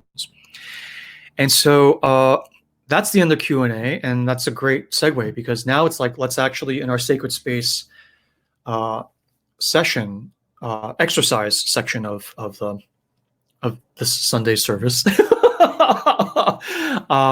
it's actually going to be meditation. So let's do it. All right. So, oh yeah, and there you go. You just asked a question. A small meditation we could do for the week for pure possible bliss. That's just what I'm going to do right now. We are in the flow. This is like we're on a basketball team and we're like no-look passing to each other and dunking it. Sorry, sports analogy. But yeah, this is feeling good. Okay, so what we want to do for our sacred space exercise, and if you're not comfortable already, get comfortable, is to practice being in the seat of the second bird. Even during the day, in meditation, out of meditation, walking to your car, washing the dishes, because we've already practiced that we can be in sacred space even when we're doing profane things, washing the dishes, gassing up the car. And meditation is just another form of sacred space, right? So what I'll do is this exercise, we'll practice being in the second bird, and to do it, I will just say the phrase that describes the second bird, and then give you just a little line or two of guidance to get you into the seat of the second bird. And then I'll leave you there for a few minutes, just 1 or 2 minutes, because we're running short on time. And then I'll slowly call you back out. And I'll do this like we do our poem, right? I'll do it. I'll bring you in for a few minutes and then come back out, make a couple comments. And then we'll go in again for a couple minutes and then we'll come back out. And then we'll actually do a little, a poem before we close too. Okay. All right.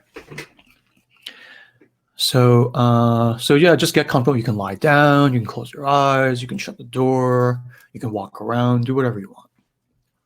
But be comfortable, feel good. And you can open your eyes, close your eyes, do whatever. Posture doesn't matter. Just be comfortable. And in addition to being comfortable, if you would, please go ahead and make your eyes soft. And the way to do that is to like just imagine you're looking at a little baby or a little kitten or a puppy, something cute.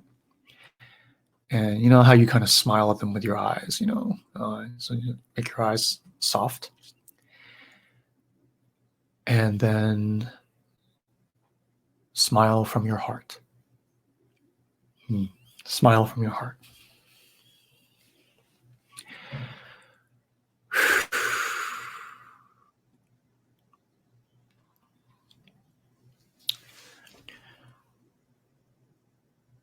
Two birds, fast friends, inseparable, sitting on the selfsame tree. The first bird eats of the fruit of the tree of life. Here's a sweet fruit, there a sour fruit. And the second bird, not eating, watches.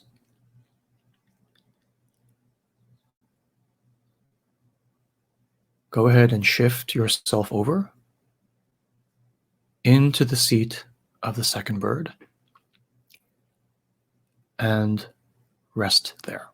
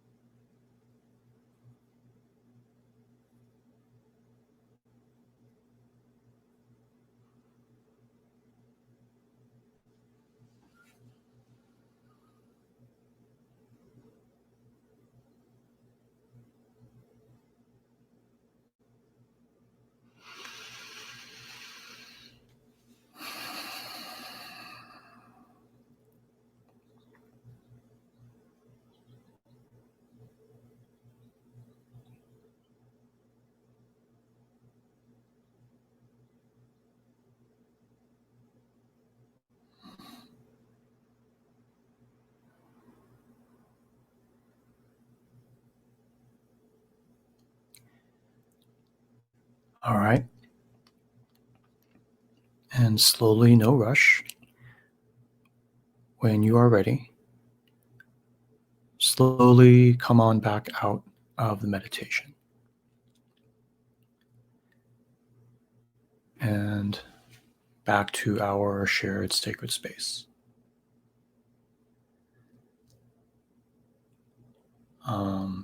And I'll give you a few more notes and we'll go back in again.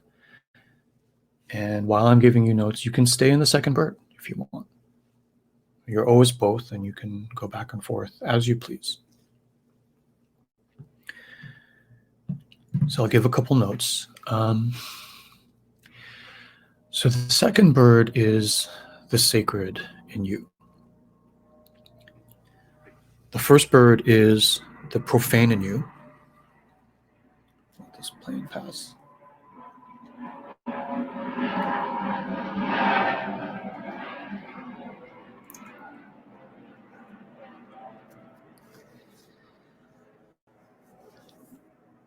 The second bird is the sacred in you. The first bird is the profane in you. And you have both. Both are equally you and validly you.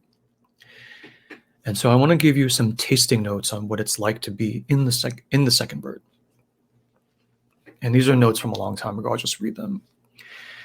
You watch, because the second bird only watches. You watch like the sun shines, without intention, shining equally and marvelously in all directions, without discernment.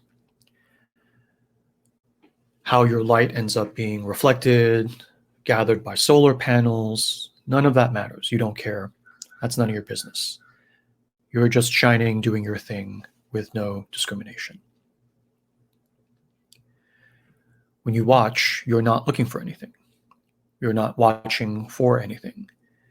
You're just passively watching without any analysis or discretion.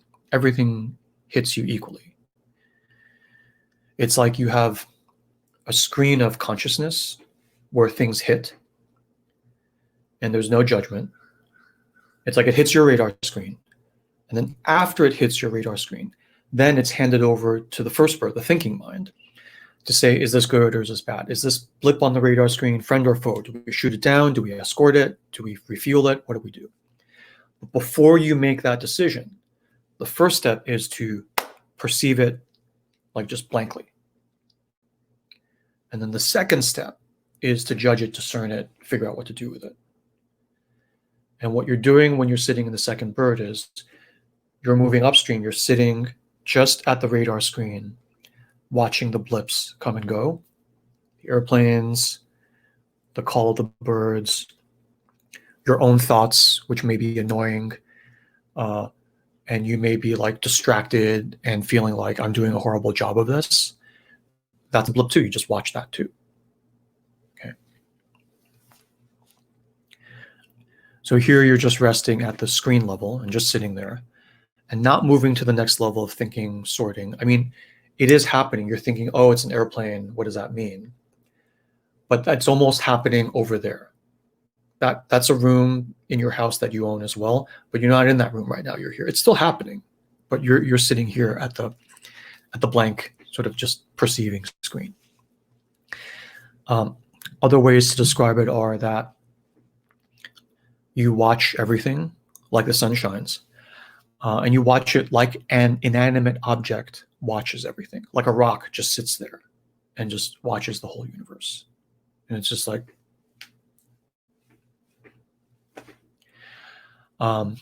another example is like a dumb animal, like a quote unquote dumb animal, right? When a cow is in the field and you're hiking across the field, all the cows turn to look at you chewing, and they're just looking at you. I mean, even the cows are discerning whether they need to move away from you or whatever, but you're far away where they're just like, they just see you on the radar screen. There's no action needed. Like a dumb animal, like a dumb animal.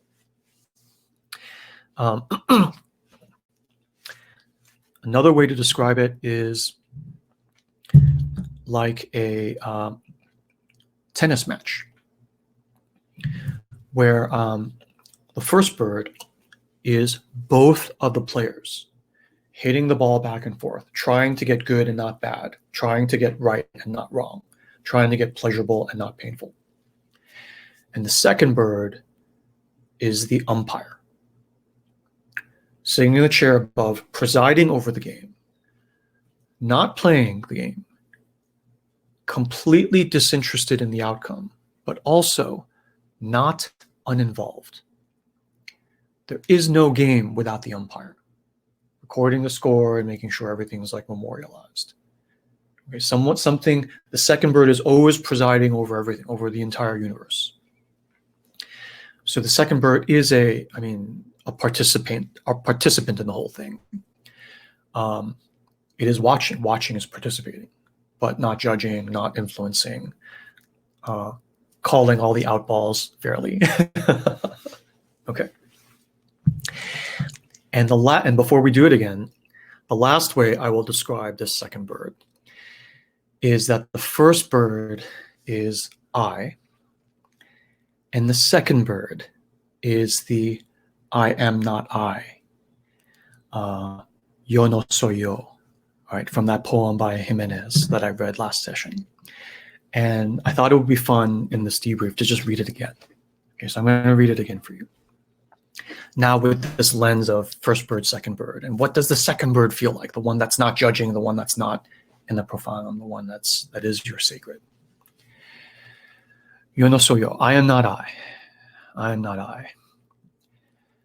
I am this one, walking beside me, whom I do not see. And what's fascinating about this poem is that the speaker, you realize, is the first bird. The second bird doesn't even talk. The first bird is the one speaking this poem. I am not I. I'm the one walking beside me, whom I do not see, whom at times I manage to visit, and whom at other times I forget, who remains calm and silent while I talk, and forgives gently when I hate, who walks where I am not, who will remain standing when I die.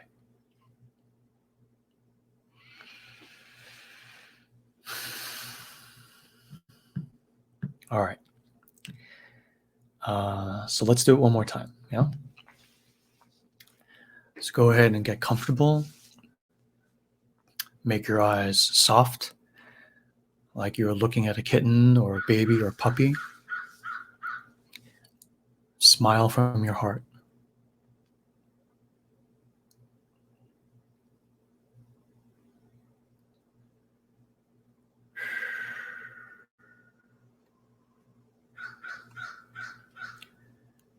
Two birds, fast friends, inseparable, sitting on the self-same tree. The first bird eats of the fruit of the tree of life. Here's a sweet fruit, there a sour fruit.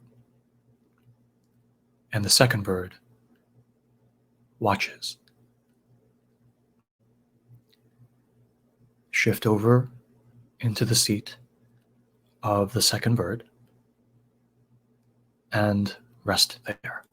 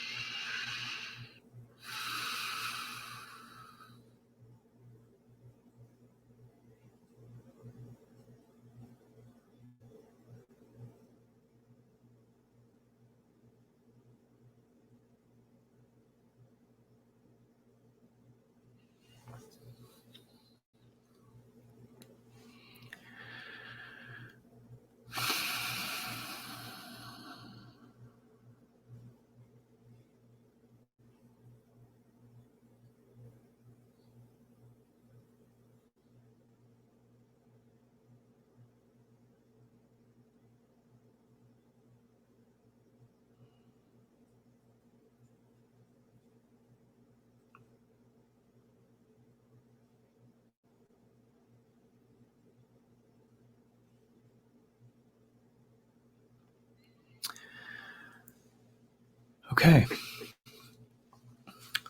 So take your time, and when you're ready, slowly come on back out of the meditation.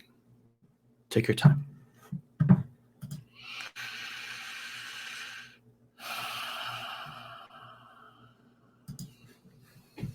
Okay.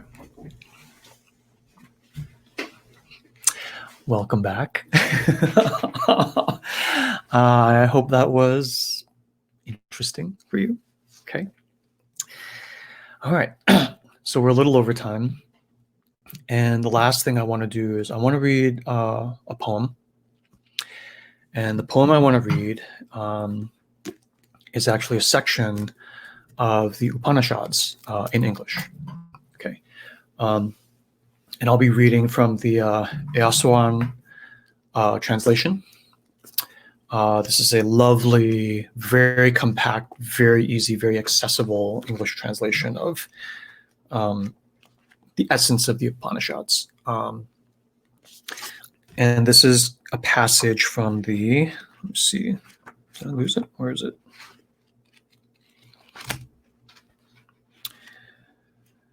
I think I lost it, which is so interesting.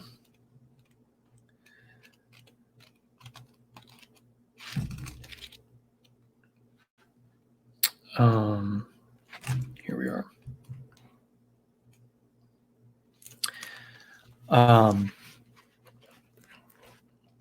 This is from the Shwetashwatara Upanishad. And the reason I wanted to read this section is because this is one of the examples for where the two birds image comes up in the Upanishads. Okay.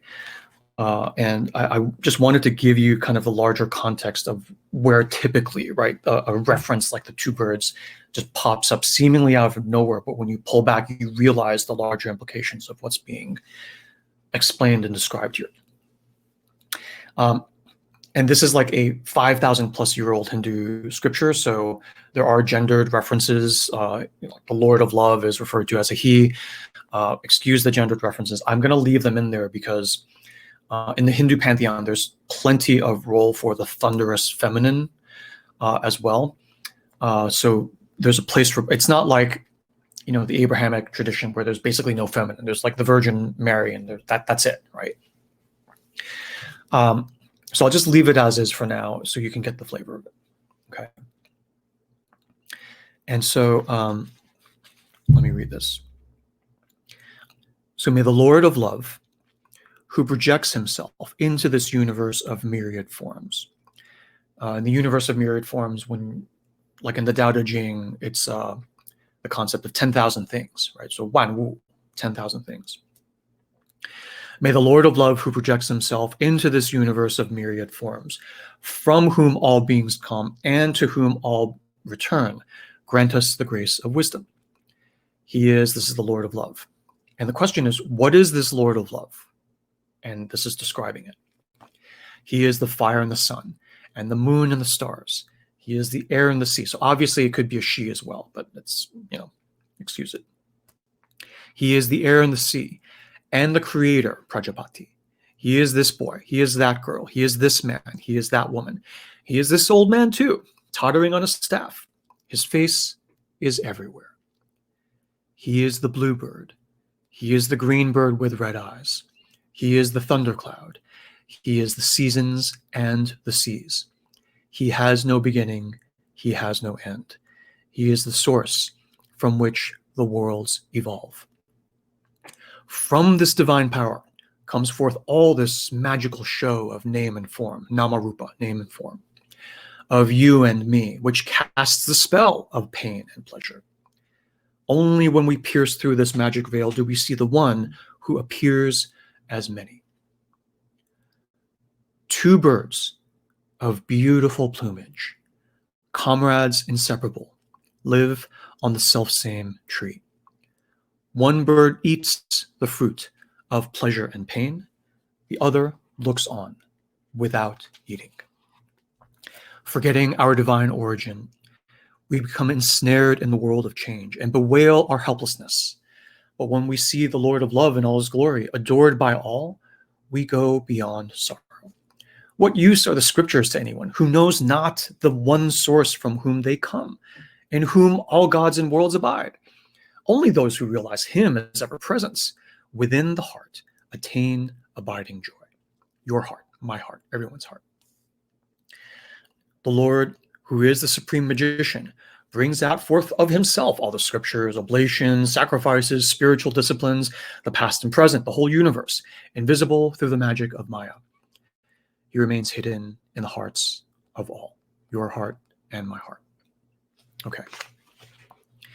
So when you read this, it's like all this grand stuff, and then two birds are just stuck right there in the middle, right? And you could be forgiven for thinking, well, this is a recurring motif. They just grabbed it off the shelf and stuck it in there, but they stuck it in there for a reason. They're describing the Lord of Love and all of this stuff. And in the middle, they say, it's like the two birds thing. It's like that thing that we always talk about. That's what we're talking about. So what is the connection here? The second bird is the Lord of Love, quote unquote, the Lord of Love, from which all things emanate. The second bird is the ocean, from which the first bird is a wave, an echo. In other words, there is only one bird. There is only the second bird, and the first bird is a wave on the ocean of the second bird. Okay, when you realize this, and I reread all these things about the Lord of Love, it will become clear. And in exactly this, so basically the only thing that actually exists is this second bird. And when you realize this, even the second bird dissolves and you see the world as it is. You don't see it as 10,000 things, you see it as the one thing. And in exactly the same way, using our vocabulary, the only real thing is the sacred. And the profane, like the first bird, is just an echo of the sacred. The profane and all our worries and fear, control, and threat is just a wave on the ocean of the sacred. That's why the sacred comes first, because it is the only thing that actually exists. The wave doesn't come first. The ocean comes first. And then the wave is this expression of the ocean. The profane is just an expression of the sacred. The only thing that actually exists is the sacred. All right. So with that, I'll read it again. Now that you have that juice, you can look at it with that lens. So this Lord of Love, we're saying, is the second bird. The second bird is the sacred, the Lord of Love, which they gender to be, he apologized for that. This Lord of Love is the sacred, is the second bird, and it is actually the only thing that exists. Everything else that is first bird, that is profane, I mean, you see it, but it's an illusion. They say illusion. It's pretty real. If you punch me in the face, it feels real, right? So it is real as real gets. But the true thing that actually exists is this sacred / Lord of Love / second bird. And in the first verse, we're basically asking the second bird to grant us the grace for a reprieve, for us to see the reality as it is, so we can take a break, which is why we come to sacred space and read stuff like this in the first place. Okay. May the Lord of Love, who projects himself into this universe of myriad forms and first birds, from whom all beings come and to whom all return, grant us the grace of wisdom and a little bit of a break. He is the fire and the sun and the moon and the stars. He is the air and the sea and the creator, Prajapati. He is this boy. He is that girl. He is this man. He is that woman. And he is this old man too, tottering on a staff. His face is everywhere. He is the bluebird. He is the green bird with red eyes. He is the thundercloud. And he is the seasons and the seas. He has no beginning. He has no end. He is the source from which the worlds evolve. Second bird, sacred. From this divine power comes forth all this magical show of name and form, of you and me, which casts the spell of pain and pleasure. Only when we pierce through this magic veil do we see the one who appears as many. Two birds of beautiful plumage, comrades inseparable, live on the selfsame tree. One bird eats the fruit of pleasure and pain. The other looks on without eating. Forgetting our divine origin, we become ensnared in the world of change and bewail our helplessness. But when we see the Lord of Love in all his glory, adored by all, second bird, we go beyond sorrow. What use are the scriptures to anyone who knows not the one source from whom they come? What's the point of the scriptures if you haven't experienced it directly, the sacred? In whom all gods and worlds abide. Only those who realize him as ever present within the heart attain abiding joy. the Lord, who is the supreme magician, brings forth out of himself all the scriptures, oblations, sacrifices, spiritual disciplines, the past and the present, the whole universe, invisible through the magic of Maya. He remains hidden in the hearts of all, in my heart, in your heart. The sacred is hidden in the hearts of all. You always have it, and nobody can take it away from you.